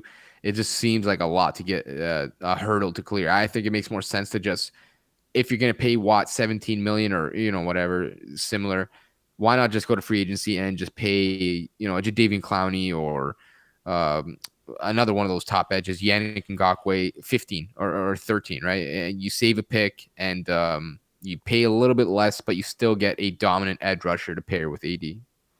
Yeah, no, I agree with you. I mean, there's just so many options. There's like no Mm-hmm. excuse for them not to find somebody. I think that's ultimately why we've already heard that they're not bringing back Samson Ebukam and all those guys. I mean, like it's the same thing with Reynolds. Why bring back Reynolds when you can find someone that's more reliable in this market? And I honestly think Reynolds isn't going to get paid much. To be honest with you, I think this market's pretty hefty, and I just think we're in a time here where you know, with COVID, I just don't think that the cap is big enough to go out and spend. Like in the past, I would say he's a prime candidate for a team to overrate him and spend like 11 million on him. But now I wouldn't say that's the case. I would say Reynolds probably gets 4 or 5. I mean, I really don't think he gets paid out the wazoo. He didn't really do anything. I mean, like this was his best season, and he didn't even hit 700 yards. So I don't know. I think it'll be interesting there. I mean, I just think there's so much going on in free agency, so much in trade. Let's talk a little bit away from the Rams and let's talk a little bit about Deshaun Watson. Do you still think he's getting traded? Because I do. I think he's going to go to Carolina right now. That's kind of where I'm leaning. I think it's gonna be like a power struggle. I think that Houston's gonna not want to trade him for like the next month, 2, 3 months, whatever it is, up to the draft. But I think ultimately it's gonna get down to the point where Deshaun's like, dude, I'm not gonna play. I don't care. You're gonna have to trade me. And like I look at it as like we're in that day and age now where players know how much power they have and they should have that much power. And like the dude, if he wants to leave, he's gonna leave. And it just seems like at this point, I don't know how you can repair that relationship. So I do think he's gonna get traded. I just don't know how long it's gonna take. I feel like it's gonna be an annoying battle of like, oh, we're not trading him, we're not trading him. If he wants to hold out, he'll hold out. And then at the end of the day, you have to end up trading him anyways, because what's the alternative? You just let him sit on the on his couch and you don't have a quarterback and like you know what I mean? So I do think he gets traded. It feels like Carolina is the like number one spot. And one thing that I found interesting was that Carolina offered that number 8 pick and a little bit more for Matt Stafford. And if they're willing to offer that much for Matt Stafford, that tells me two things. One, they want a quarterback obviously badly, and two, they are willing to like pay. They're willing to pay. So I'm like, man, if you want to Stafford like that, like what's gonna stop you from going balls to the wall for Watson? Because I would just like I would run it up, man. You think about like a Joe Brady with Deshaun Watson. Oh Oh my yeah. God, that would be fun as hell to watch with those receivers.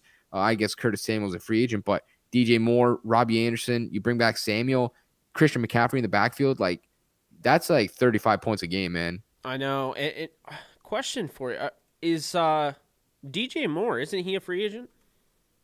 No, it's Samuel. I think Moore has one more year.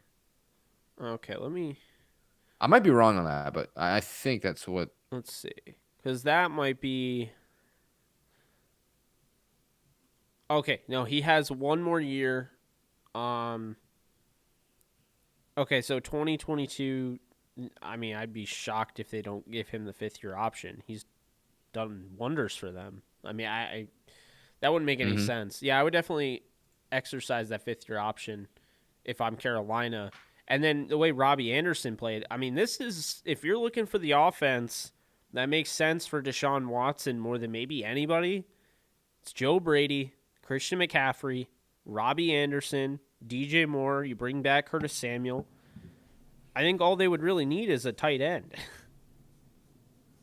Yeah, and it would be a fun spot for him to land for sure. I mean, you look at some of the other teams that were kind of in talks, I guess, with Stafford. You could assume that they probably want to be in on the Watson sweepstakes too. But like, oh man, other than like San Fran, I don't want him to go anywhere. Well, I don't want him to go San Fran either. No. That's the last place I want him to go. But in terms of like just being a football fan and wanting to see elite quarterback paired with like a dope play caller and schemer, I think Shanahan, that would be fun as hell to watch. Not as a Rams fan, but just as a human being, that would be dope. But like, I would hate to see him in Denver or Chicago. Like, not that they're bad or that it wouldn't work out. I think he's a transcendent talent. He could go anywhere in ball, but for sure, I think for me it'd be like San Fran first and then Carolina second. But being a Rams fan, I definitely don't want him to go to San Fran, so I definitely would prefer Carolina.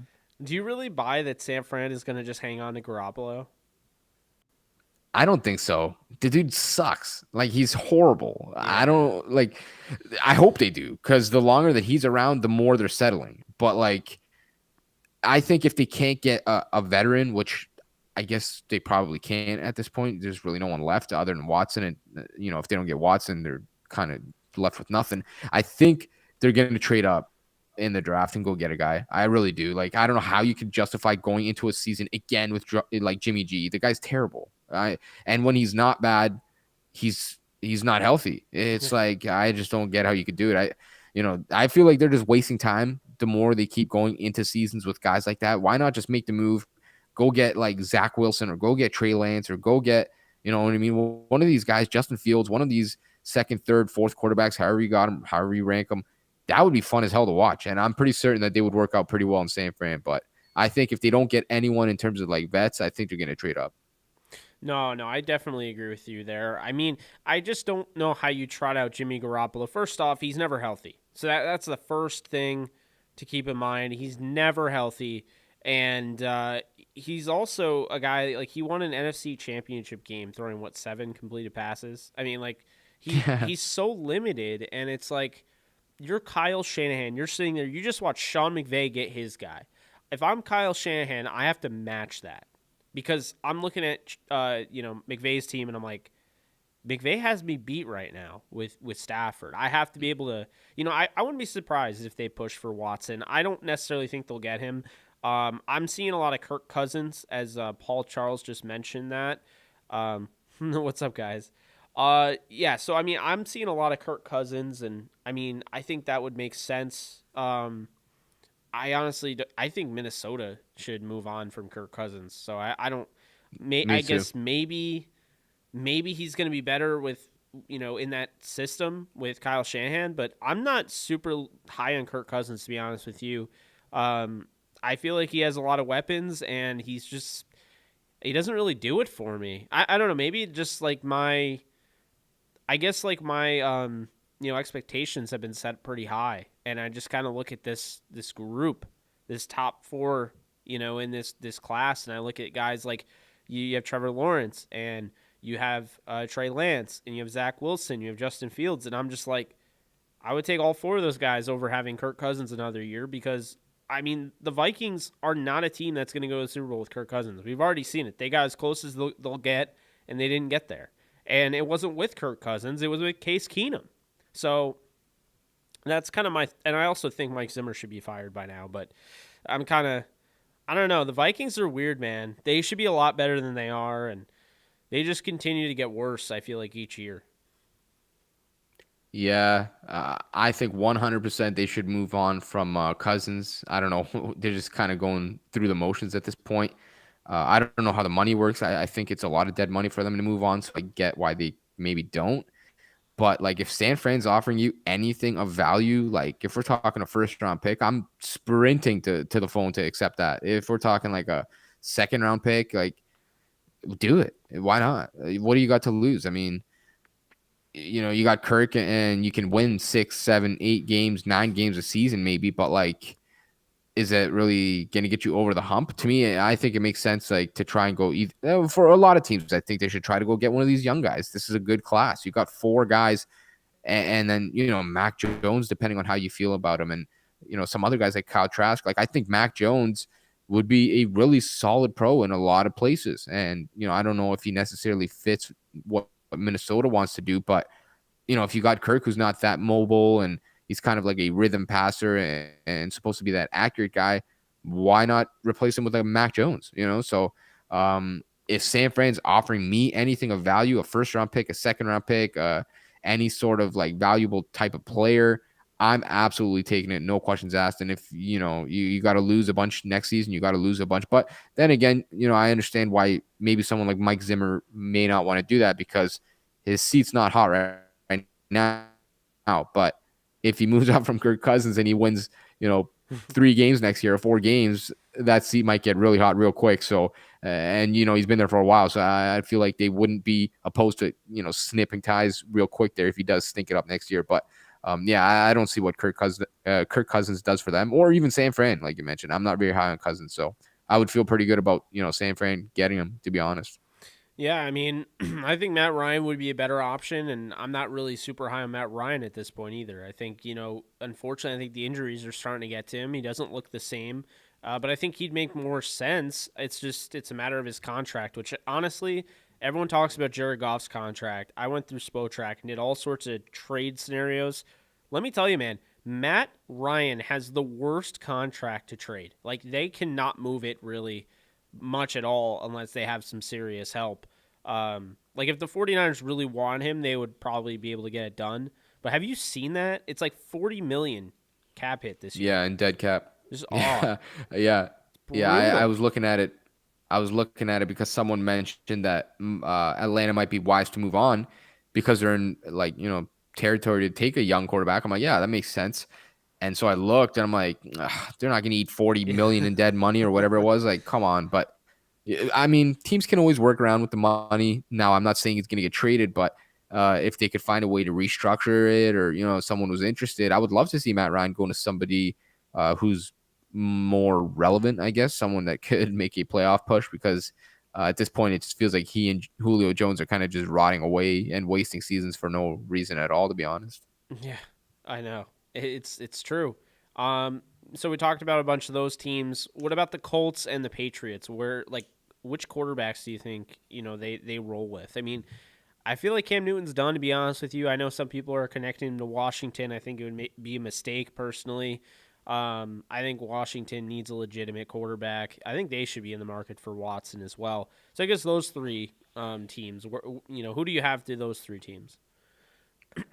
Yeah, so New England, I think Cam's absolutely cooked. That shoulder, that arm, I'm not betting on that at all. I would look to move on. And for whatever reason, I keep going back to Mac Jones for the Patriots, man. He just feels like a Patriots quarterback, doesn't he? He's something like immobile and like just a very rhythm passer, all about timing, all about accuracy, like just very cerebral. And that just feels like a home run to me. It feels so like accurate, and the Patriots are right in range to take a guy like that. I don't know exactly where they pick, probably around 15, and you're not going to get one of the first 4 guys, I don't think, at 15. So why not take a guy like Mac Jones? I feel like that would be a great pick for them. The Colts are a big question mark. I thought they were going to go after Stafford really hard. There was a report that they didn't even actually offer anything. I think that might be right. Oh no, sorry, they did offer a first round pick, I believe. According to this report from one of the big media members. I can't recall who. But I don't know what they do. I don't know what they do. Like, are they going to bring Jacoby Brissett back? Because that would just be terrible, I think. I don't know how you sell that to a fan base, after going from Brissett to Phillip Rivers. I don't know how you go back to Brissett. Maybe like a Ryan Fitzpatrick. Why not? You want someone that is going to be willing to sling the ball a little bit, and not feel bad about it. Just go balls to the wall and push the ball downfield. You got Michael Pittman there. You got Jonathan Taylor behind him. Ty is a free agent, but he could come back. They got a trio of good tight ends. Why not go make a play for Ryan Fitzpatrick? Because I don't see many quarterbacks on this list, obviously, in free agency that are going to be very good. And what was the last team? I forget now. Let's see, Washington. Washington? Washington. Well, they offered a first-round pick for Stafford as well, so you can assume that they're ready to make a splash at quarterback. Yeah, there's just not many names here. I mean, do they go with like a Tyrod Taylor, someone a bit more mobile, or Cam Newton obviously is the logical addition. They hired Marty Herney, not as a GM, I forget, something even higher than GM, who was obviously in Carolina for many years. They have Ron Rivera, who's in Carolina for many years. So that's a logical conclusion there, but I don't know about that one. Cam Newton, like I said, he's just not good. Like, I would rather start Taylor Heineke, to be honest with you. And I know it was only one game, but he looked like he belonged. The same way how, when I watched John Wolford the first time, I knew he belonged. Like, some guys just got it and some guys just don't. Do you have pocket presence? Do you have the ability to feel oncoming rushers? Do you have, the ability to step up in the pocket, maneuver in the pocket, know when to bail from the pocket? And he ended up being the best quarterback, I think, during that wild card round. Like, the dude was legit. And I would love to see him go back and get like some starts. And I know it sounds insane because he's a guy who wasn't even in the league like a few weeks before, but when you look at all these options, there's just not many. And unless they trade up for somebody in the draft, I would probably have to roll with like a Heineke, maybe add a veteran, someone like a Tyrod Taylor, because I don't, I'm not very high on the rest of these guys, to be quite honest with you. Yeah, it's not a good list, to put it bluntly. I mean, Dak Prescott, if the Cowboys are that dumb to let him go for nothing, Washington better be all over that. Indy better be all over that. Yeah. New England better be all over that. Oh, yeah. I mean, he is by far. I mean, he would get so much money. Just think about it. I mean, the second best guy, I think, is Trubisky. I mean, it's like I don't hate Trubisky the way everyone else does, but I also know that Trubisky isn't like a great quarterback. He's Goff with like, well, he's not even Goff, because the thing is with him is that he has the mobility and he can actually run, but he is a slow mental processor, slower than Goff, and Goff is a slow mental processor. He's got a quicker trigger than Goff, but it's just with Trubisky, man, he turns the ball over like crazy, doesn't protect the football, and just his accuracy issues are there. I mean, he has some severe accuracy issues. Yeah, that's wow. You can see now why everyone was like, "Oh, Stafford's available." I'm looking at this, spreadsheet here of all these guys, and I'm like, "Well, Andy Dalton, that's a no. Ryan Fitzpatrick is probably one of the best options, and I mean, even Nick Mullins at this point, like, it's a bad looking group. I mean, Brandon Allen is a guy that might even get, a look. Kyle Allen, but he's going to be exclusive rights free agent, so I think that Washington will keep him. But, I mean, in the draft, just when you have a really bad free agency class, the draft, you're going to see a lot of trades. I bet you anything, all top four quarterbacks are going to go in the top 15, maybe even the top 10. And this decides it for me. I'm pretty sold. And if I'm the Cowboys, I mean, Dak Prescott, he better be signed, because that's just, he's 28 years old, and my God, that would just be so bad if they let him go. You know what? I mean, I get why Dak gets a lot of hate. He's the Cowboys quarterback. Everyone hates the Cowboys, I think. I don't know what the Americans' obsession is with hating the Cowboys. I don't know if Cowboys fans are America's team, and people don't like it. Yeah, I get that. I don't know if like Cowboys fans are just weirdos or what, but like Dak is a top 5 quarterback right now. No questions asked in my mind. He's a top 5 quarterback in football. And if he finds his way to the market, and I do not think that he will, there's 0% chance, in my opinion, they're going to franchise tag him at worst. If he finds his way to the market, I would be pissed, because I would feel way better about signing Dak Prescott for just, money, as opposed to trading a first and a third and a quarterback for Stafford. But, like I said, it's not going to happen. He shouldn't move anywhere. If Dallas, for whatever reason, just like knows they're not going to meet his demands in terms of money, they know they don't want to commit it, then trade him somewhere to a team that's picking in the top 5, top 6, top 7 that wants a quarterback, maybe Carolina, and then just go get a young guy. But I don't think that's going to happen. I think Dallas is going to franchise tag him, and they're just going to roll with, Dak for another year at least, and probably franchise tag him again the year after if they don't pay him, and then get an ugly divorce. But let me read a question here from Tim. He said, thoughts on Tyrell Williams? He's probably getting cut, fits a deep ball need, won't count against the comp formula. I like that. He knows about the comp formula. There you go. Tyrell, yeah, he'd be, like you said, a good addition. He's a deep ball receiver. He gets vertical. That's what he does. That's how he wins. He didn't play this year, obviously, all year. I think he had a shoulder issue, a torn labrum or something like that. I would like it. If he does get cut, if Vegas moves forward with the guys they have, which they probably should because they're good, I would be with that. He's a guy that can get vertical, and that's exactly what the Rams need. And so long as he's not expensive, that would fit obviously their idea of not wanting to add unrestricted free agents, guys who are gonna count against the comp formula. So that's a good name. That's a really good find. So Sosa, and that is great. That's awesome that they mentioned comp formula. I was actually going to go into, because I'm sure you probably want to head off pretty soon. I was going to wrap this up with like a bunch of questions, and we'll just answer them. But what I wanted to say real quick is, who do you think is going to get, like, how many picks do you think the Rams get from the compensatory, round? Because I could argue if you bring back Johnson, maybe you get a third for Floyd. And if that's the case, then really the comp formula could cancel that out. But, I mean, you'd be looking at really just that, because, I mean, what's Ebukam going to get? What's Reynolds going to get? So do you think that might impact, like, what they do? And who do you think, like what can the Rams get next year if they let, say, everybody go that's a free agent? Yeah, so looking at this list, Leonard Floyd, like you mentioned, I think could be a borderline third, probably guaranteed fourth. Austin Blythe, he could be like a fourth or a fifth, depending on what he gets paid. I don't know what his value would be in the league. I think guys like Troy Hill, Gerald Everett, Josh Reynolds, maybe even Ebukam, an outside chance of being like sixth, maybe seventh round compensatories if there isn't enough to get them canceled.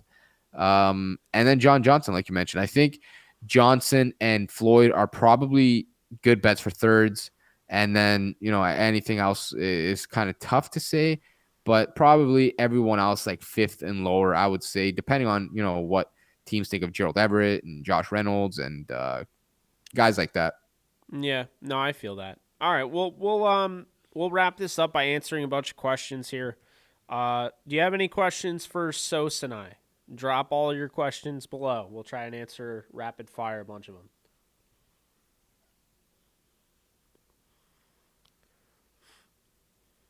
Pretty good stream for a Monday night. We got over 200 people in here. Yeah. I like this. This is like a podcast format, but I don't got to be, what do you want to call it? You don't have to do ad reads? Yeah, well, that too. Yeah, I could just talk, Oh, man. Yeah, those are fun. Jay, can you ask what Sosa thinks about PFF people saying San Fran won the Rams-Lions trade? I mean, I didn't exactly listen to it, which I probably should have because my boss was the one talking. I mean, I guess it depends on how you look at it. They think that Stafford is peaked and he's not really an upgrade over Goff. I tend to disagree. I think, and I mentioned it on Twitter. I said, throw everything or what you think about Stafford, throw it out the window, because I don't care what he did with Matt Patricia. I don't care what he did with Darrell Bevel. I don't care what he did with Jim Caldwell. I don't care what he did with these guys, Scott Linehan. Like, what Sean McVay was hired to make his quarterback's job easier. He is a guy who's going to game plan things easier, make his reads easier, simplify the field, his reads, the route concepts, everything. If he's the guy that we think he is, and he is, we've seen it in 2018, why can you not take Matt Stafford to the next level? I'm not saying Matt Stafford's going to come in and be an MVP, but I do think that we have the ability to maybe see a different peak that we haven't seen from Stafford yet. And so with that being said, I think he's going to be a significant upgrade over Jared Goff. And San Fran is not going to appreciate that on the defensive side of the ball. They don't have Robert Saleh no more. The Rams improved that quarterback. I wouldn't be shocked if the Rams turn that, that rivalry around next year after getting washed out, twice this season.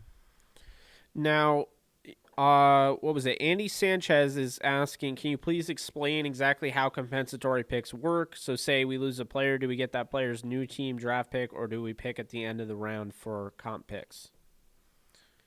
Yeah, you have the second part is correct. So if you lose a player and you don't sign any player, you essentially get rewarded depending, and they have a formula that they haven't released to the public yet, that is based on, their accolades. Are they Pro Bowlers in the next season, etc., how much they get paid, which I think holds the most weight by far and is determined by that. And so they add picks to the end of every round, 3, 4, 5, 6, 7, and they have a certain amount that they give out. I think it's maybe like 30 comp picks or something like that. And then they just base it basically mostly off of how guys get paid, how much they get paid per year.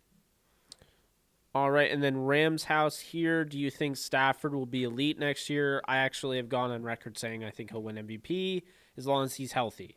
Where are you on that? I guess it depends on what you mean by elite. Do I think he's going to be a top 10 quarterback? Yes. Do I think he's going to be a top 8 quarterback? Yes. Do I think he's going to be a top 6 quarterback?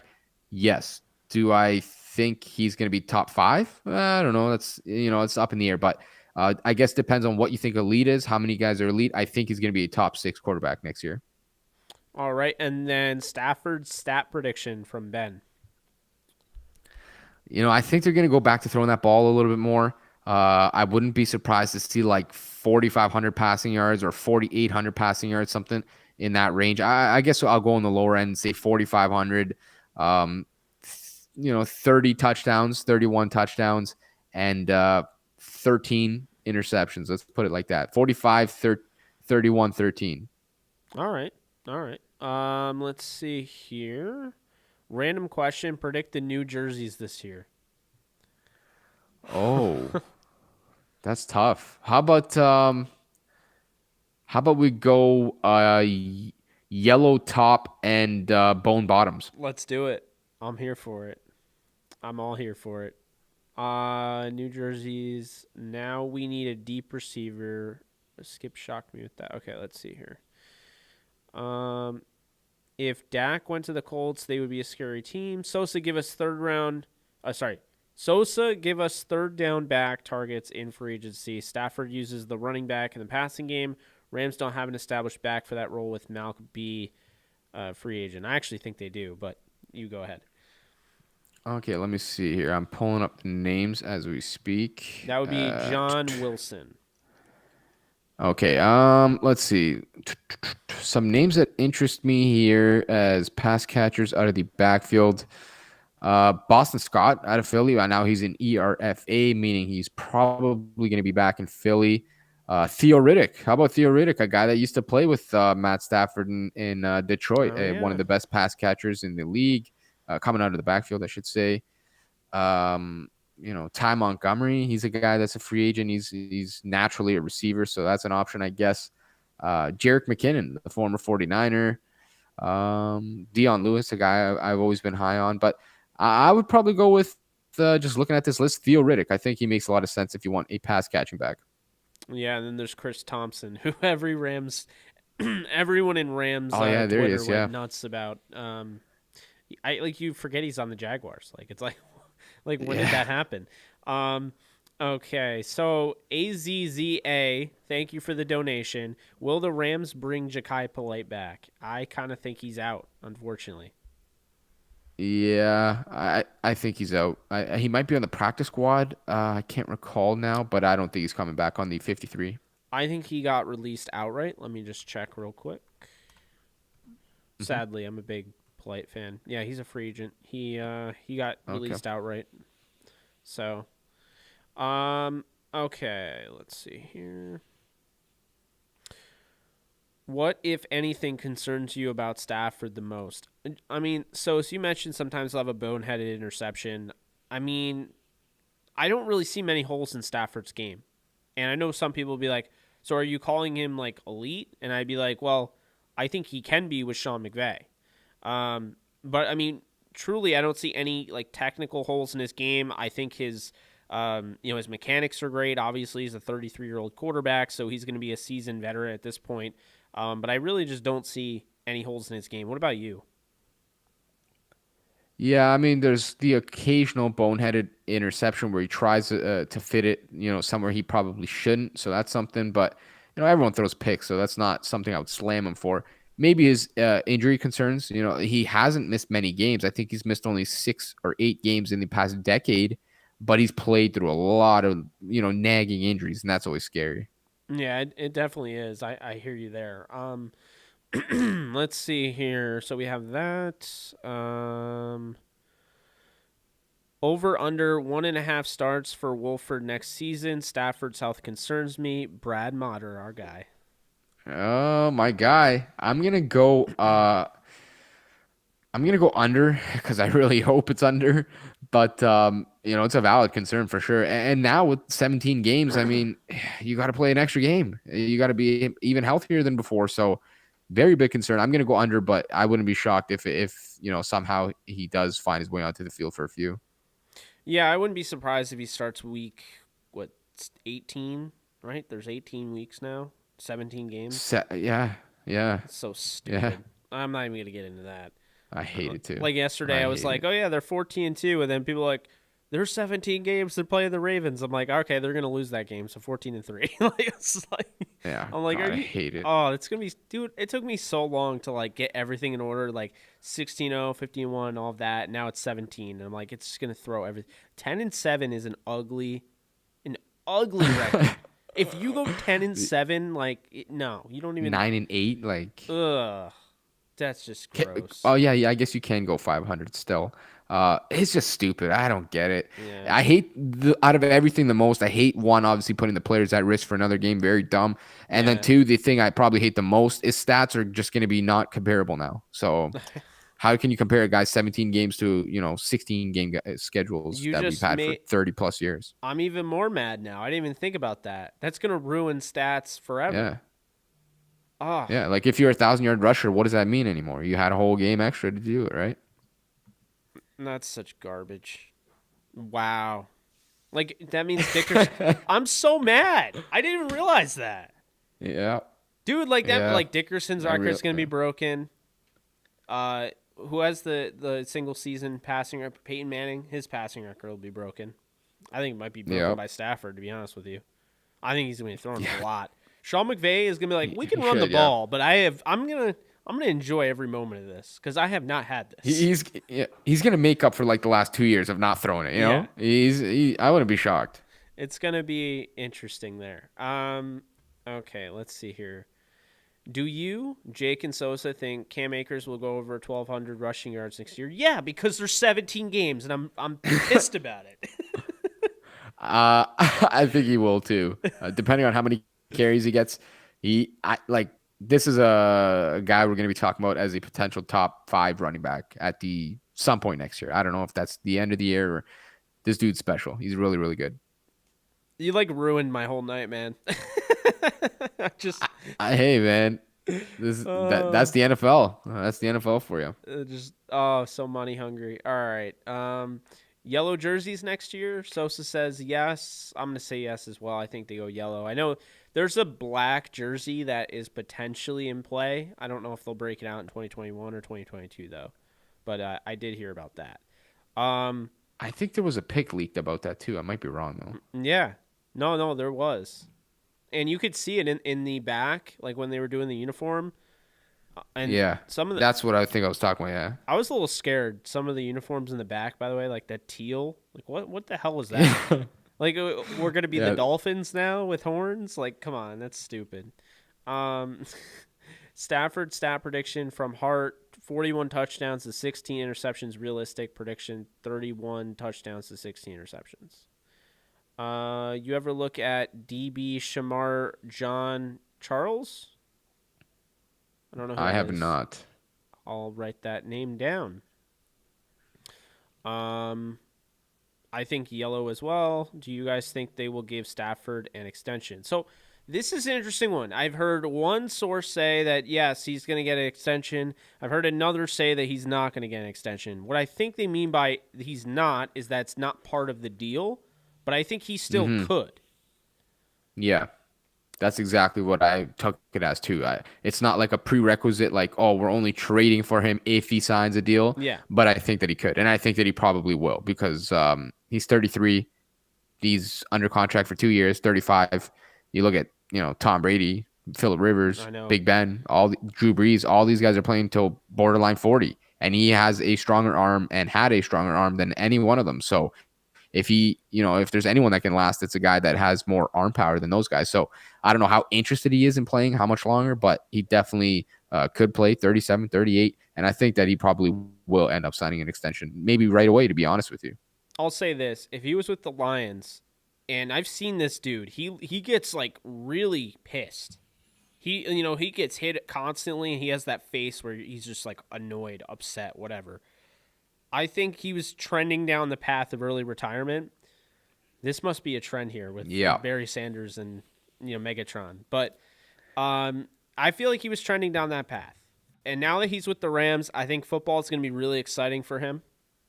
I think he's going to just have so much fun, and he's not going to want to leave. So if he ends up playing until he's 40, I won't even be shocked, to be honest with you. And now Brady. I 100% agree. Brady's trailblazing because now he's saying during media week, oh, who says I'm playing until 45? I might go past that. Definitely go past that. I'm like, this dude.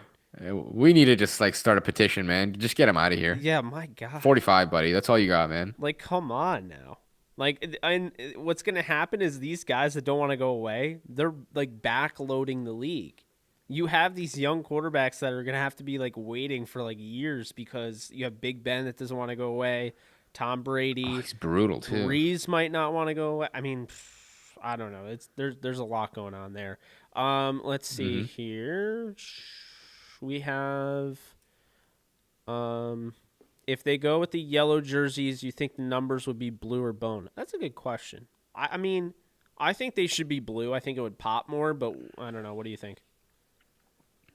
Yeah, I'm trying to envision it in my head right now. I think blue probably makes more sense too. Something like that that mustard what was it, Thursday night kind of get up thing they had Team going Banana. a few years back, but yeah. But updated with the current style. I think blue, and I seen somebody Photoshop it, yellow and blue, and it really looked intriguing to me. I'm not gonna lie. It really pops. I'm here for it. I really am. Let's see here. Okay. You have to go through. I mean, it's like your ad reads. It's like I'm trying to read comments, and I'm like, ugh, Well, it's like you try to read, and then you can't. All of a sudden, you can't do it. It's different when you have to read it. It's so much easier when. Yeah. Especially there's no there's no question mark, so it's like, is that okay? And then you get to the end, you're like, oh, that wasn't a question. Long from Michigan, right? Yes, David Long is from Michigan. I was able to answer that pretty quickly. In fairness to Kevin King, Troy Hill, no. Kevin King needs to go to the gulag because he is the sole reason the Packers lost that game. He gave up a touchdown with 2 seconds remaining in the first half to Scott Miller. The 60-yard touchdown, you saw that. So it's like that. And then Kevin King was just horrendous. And I never hated on this guy, but my God, he was so bad. Yeah, he's not good. Like you mentioned, the Gulag Verdansk might be the place where he ends up with Samuel Sloman and Kai Forbath, and I guess Jared Goff now. We got a little lineup coming, so we might want to grab those Groks. I'm just saying. Let's see.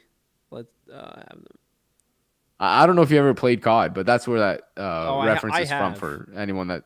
Yeah, just in case, because I think people probably look at my timeline and like, what the hell is this dude talking about? The Gulag. Who is a solid center, first guy to touch football we could get? Actually, I'm going to do some research on that right now. I don't know why, but I haven't Alex looked at Mack center. Ooh, Alex Mack's available? I mean, he's older, but is old, but yeah. Corey Linsley from Green Bay, but he's probably going to break the bank. David Andrews from Patriots, probably going to get a fat deal as well. But I mean, Alex Mack would be pretty fun if you lock him in for like a year to try and make that run for a ring. He's probably going to last a year. That's it. But he's got the Raheem Morris tie. do you feel like they have Obviously, to move he's on played from in. Blythe? No, I'd be perfectly fine with Blythe coming back. I think he's like your Same. average center. He's not elite, but he's not a liability, and that's kind of the way I view it. Yeah, I feel that. And then of course, our guy Creed. I've mentioned Creed every single live stream, Yeah. so people are like, "All right, we get it. You like the guy's name. You've never watched his film." Like, no, but I truly, I truly do like him. Just on film. And did you see that picture of him in the cowboy hat? Yeah, sign me up. He was also he was also part of the that celebration during the Senior Bowl with the drinking celebration, the college like the Yeah. holding the guy up with the funnel. Yeah. There you go. Stock value yeah. going up. No, yeah. Um, I would love him. yeah, For sure. No, he'd be great. Let's see here. We got a bunch. A bunch of comments. I'm trying to sift through these. What's up, Sosa? Yeah, Love I'm you on looking Turf here. Show Time, says Brandon Barnes. My guy. Appreciate you, boss. Let's see. My God, there's so many.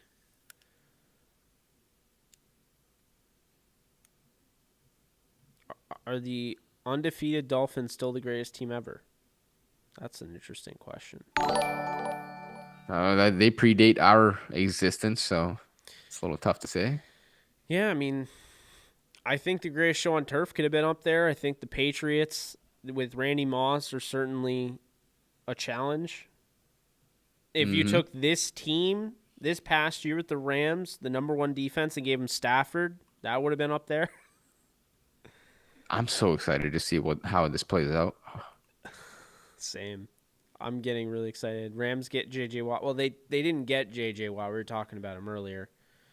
Let's see here. Heard LeBron wants to play till he's 46. What? I just watched a funny video on that today. That someone talking about what PEDs he's on. Very interesting. Hey, Jake and Sosa, if the NFL, this is Brandon Barnes, the NFL adds 17 games, they should have just add another team for each conference, but after the 17th game, let all teams get a bye week for recovery. What do y'all think? They should have just added another team for each conference. Yeah, that 2 bye weeks I think would make sense, right? You get 2 bye weeks. I'm not sure how you would like split them up necessarily. Yeah. But like that's the only way I think it makes sense. If you want to do 17, it should be 2 bye weeks. I don't know if they already announced how they're doing it or if they're doing it like that, but it absolutely should, in my opinion. How do you feel about them alternating? So, like all this year, the home team is going to be the AFC coming up. How do you feel about that? What do you mean? So that extra game, the Rams are playing the Ravens, you're right. and the AFC Yeah, I gets see. all the home games. That's weird. I never thought about it. Yeah, it's kind of bizarre. It is definitely weird because you're playing more away games than you are home, so it's a little strange. But that's what happens when you put a 17th game in there. Like I don't understand why you did. So it was never going to work out with an odd number. So yeah, it's just I hate it. I hate it too. Let's see. Oh, we got Frankie 3. Appreciate you donating. Question for both of you gentlemen. Any particular game you are interested in coming down for? If so, you got to come party with the Mob Squad Booster Club. I didn't see their schedule. Let me. I was just looking at it yesterday, but I've already forgot like who's going to SoFi. How about the home opener for SoFi? That'd be something. I would love to go to the home opener and just not remember a single thing because I inhaled a whole lot of alcohol. But that'd be a great game. I don't know who they're playing, or I guess the schedule's technically not out. Their opponents are only out, so I haven't really looked, to be quite honest with you. If the NFL's smart, they'll open up prime time to kick off the season. Lions. Oh, that'd be something at SoFi on like Sunday Night Football. Yeah. I'm so game for that. They need to do that. That needs to be prime time. Jared Goff versus Matt Stafford. I mean that needs to be a no brainer. That'd be great. Like if they ruin this, they ruin this for us. I swear to God. I think the Ravens and I think all the games that are the Week 17 game. I think all of those games that are being extra, like I think all those games are going to be prime time. To be honest with you, that extra game. Just every one of them on Sunday night at the exact same time. Yeah. You can only watch one.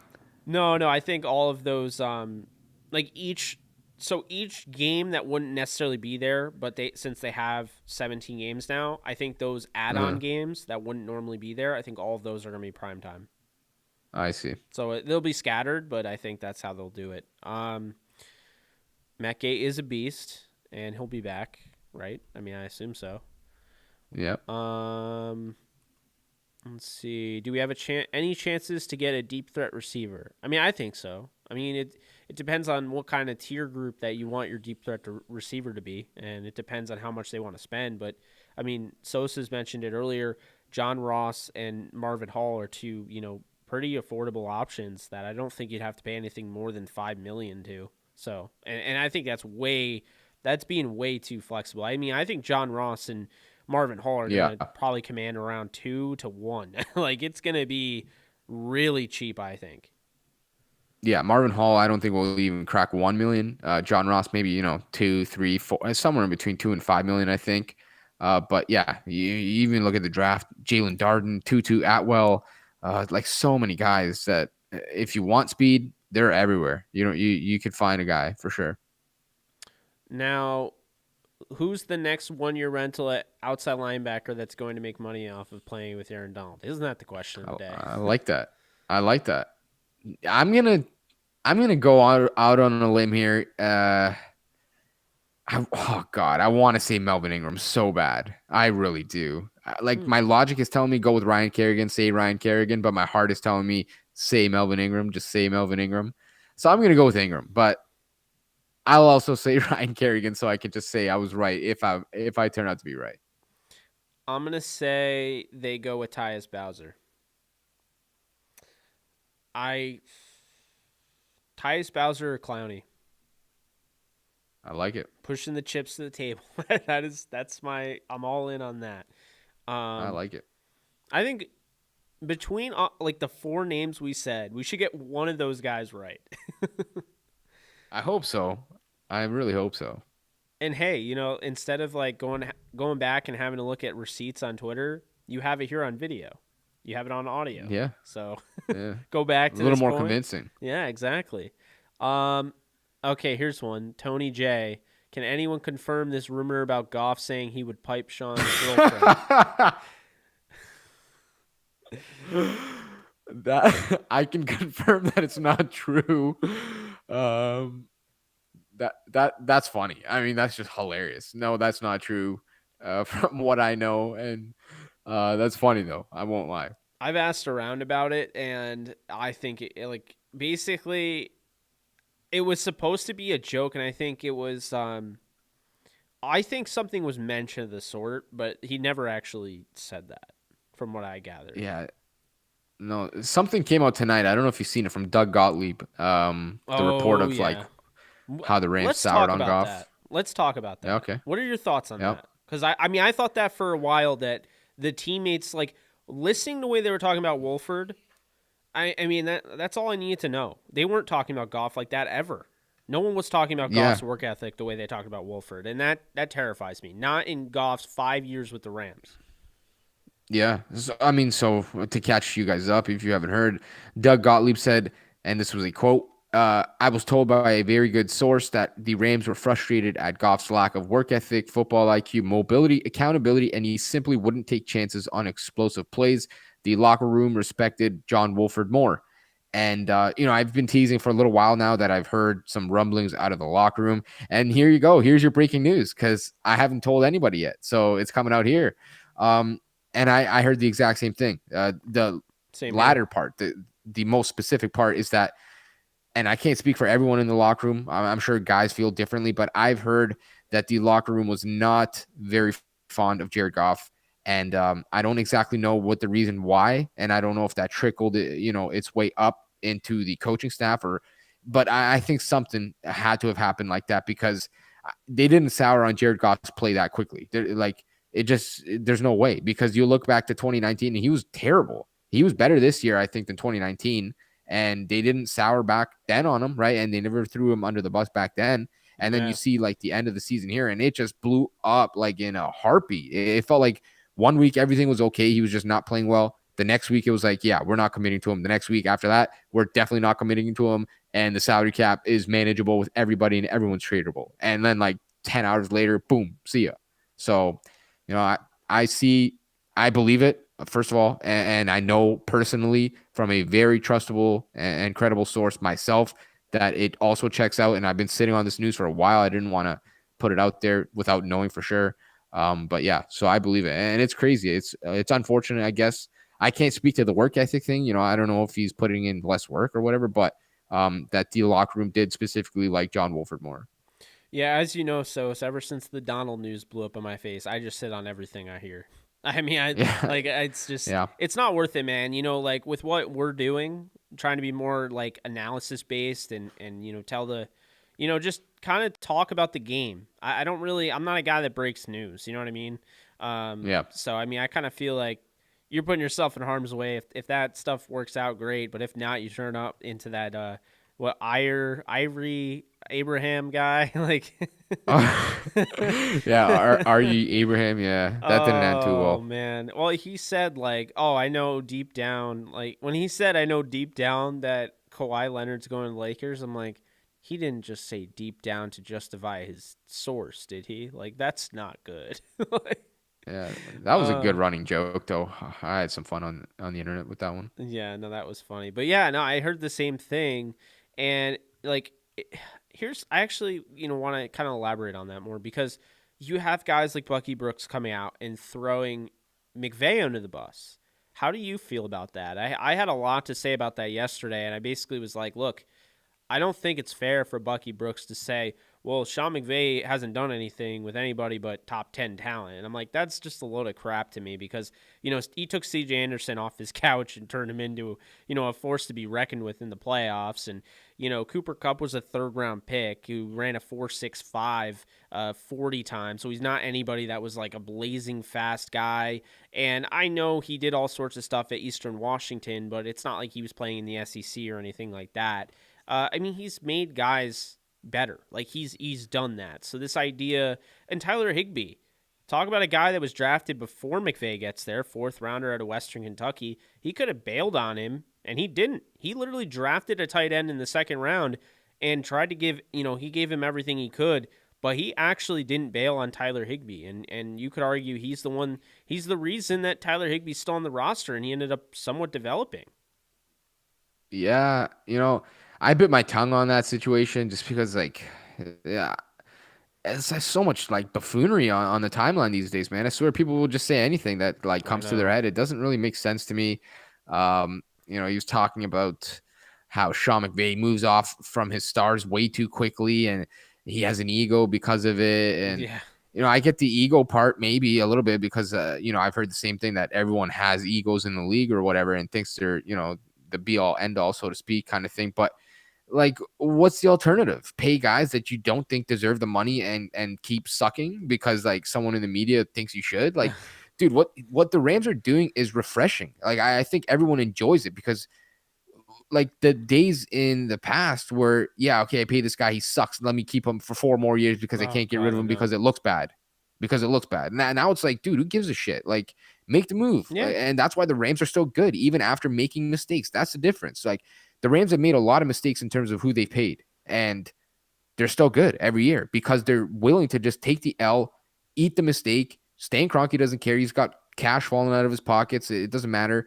And they get by with the salary cap. And it works. Like, yeah, the optics aren't great. And then you get people on Twitter coming on Twitter saying, oh, why did they pay Jared Goff a year ago if they didn't trust his ability? He sucked. Then this is so confusing. It's like, dude, all you do is eat a little bit of cap hit. Not a little bit. Like, you eat some dead cap. And if you can maneuver around it, who cares? You just move Yeah. on. Like, and the optics don't look good. Sure, like, oh, why do they pay him and then just trade him a year later type of thing with Cooks and this guy and that guy, and it can be an issue sometimes with the money and stuff, but they clearly do not care what the media is going to say about it, and I think it's refreshing to fans that they're willing to admit a mistake, take the L, move on, and keep being productive and finding replacements. And I love it, to be honest.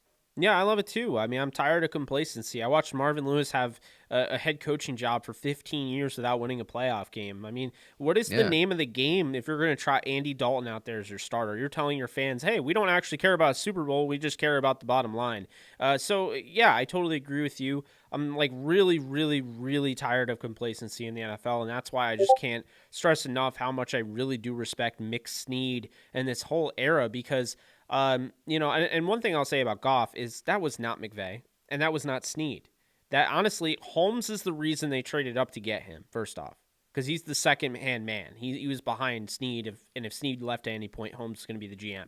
Holmes was all over him. And another guy that was obsessed with him is Demoff. That was Demoff's guy.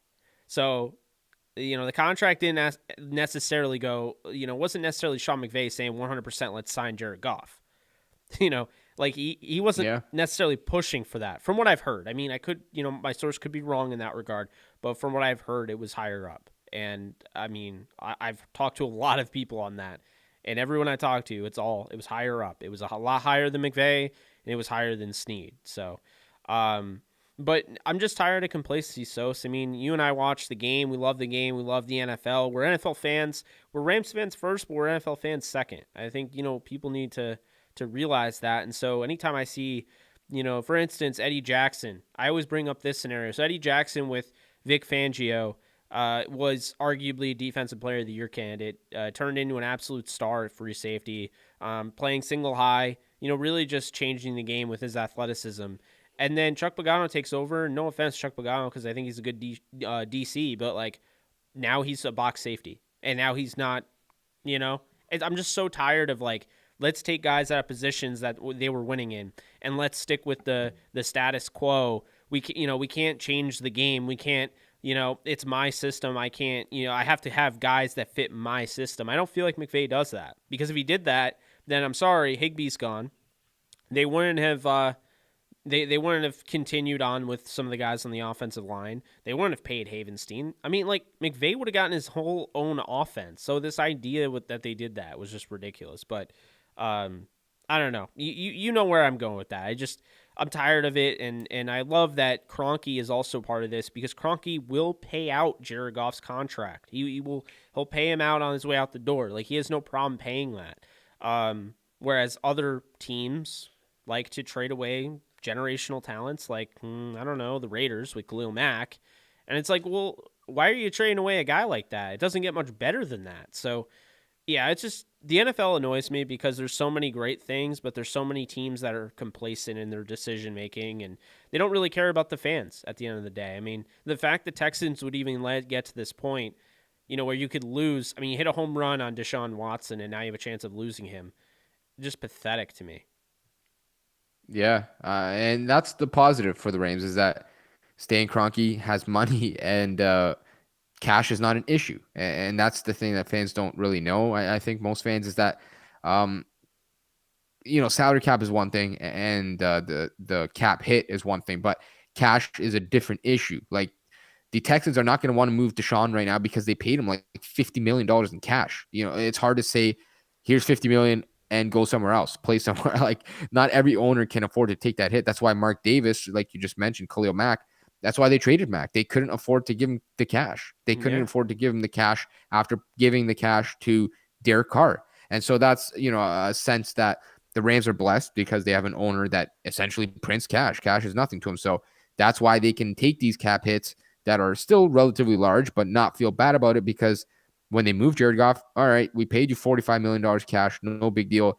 We got to, justify it to the owner, but the owner doesn't care. He owns all these sports teams. He gets money like it's nothing. And, if he thinks that it's going to take them to the next step, do it. And so they have carte blanche to go ahead and make those moves. And that's why they keep staying on top. So, yeah. And hey, I think that's going to do it, unless you have anything else to add, Sos. I think it's been a lot of fun. I see one question here. I got to give a quick prediction. Henry Ford, he said, "What is Sosa's Super Bowl prediction?" I'm gonna say the Chiefs are gonna win. Uh, let's say the Chiefs are gonna win 34 to 27. We'll say the Chiefs are gonna win 34 to 27. I think that offense is a little bit too good, and I got some money riding on the Chiefs -3 and -7.5. So I'm hoping for a big one. I hope it's the Chiefs. I actually have the Bucks winning 24-20, but we'll see. Interesting. Yeah, I don't know. I They think they they're the can hold more the Chiefs offense to 20, but yeah. Well, hey, what happened last year? Sammy Watkins came out of nowhere and made plays when he needed to. Maybe he does that again, but yeah, the lizard there or whatever he is. yeah. So that's gonna do it. You folks can follow Sos at QB's MVP on Twitter. Where else can they follow you, Sos? Do you have other socials out there? Yeah, I have an Instagram. I can't even remember what it is now. I think it's Sosa the Don, either with two N's, all one word. If you want to see my more personal life, I guess, which is all out there on Twitter as well. But yeah, you can mostly just follow me on Twitter. And if you want to listen to Locked On Rams, the podcast, we're over there 5 days a week. You can find my work at Pro Football Focus. But yeah, my epicenter, my hub is Twitter, like you mentioned. Yes, and hey, man, really appreciate you coming on. We're gonna just finish this thing off. Appreciate you guys. Before we go, be sure to subscribe to the channel if you enjoyed. Hit that bell icon if you want to be a member. Hit that join button. It's $4.99 a month. Again, it's entirely because you guys wanted the membership option, and I added it for you. Just adds a badge next to your name, and I appreciate you supporting the channel. But that's going to do it. You can follow me at JK Bogan DTSN, Downtown Rams, DT Sports Network, all that stuff. You can see it below. And that's going to do it. Love you guys too. If you ever, need to hit me up or anything, I always answer questions and I do follow back. So you guys take care. I'll be back maybe tomorrow. There's a giant snowstorm that I drove through. It's probably even worse. I might have to sleep here tonight. I'm kind of joking, but I don't know how, what the fate awaits. So, yeah, appreciate you guys. And I'll be back soon. Later.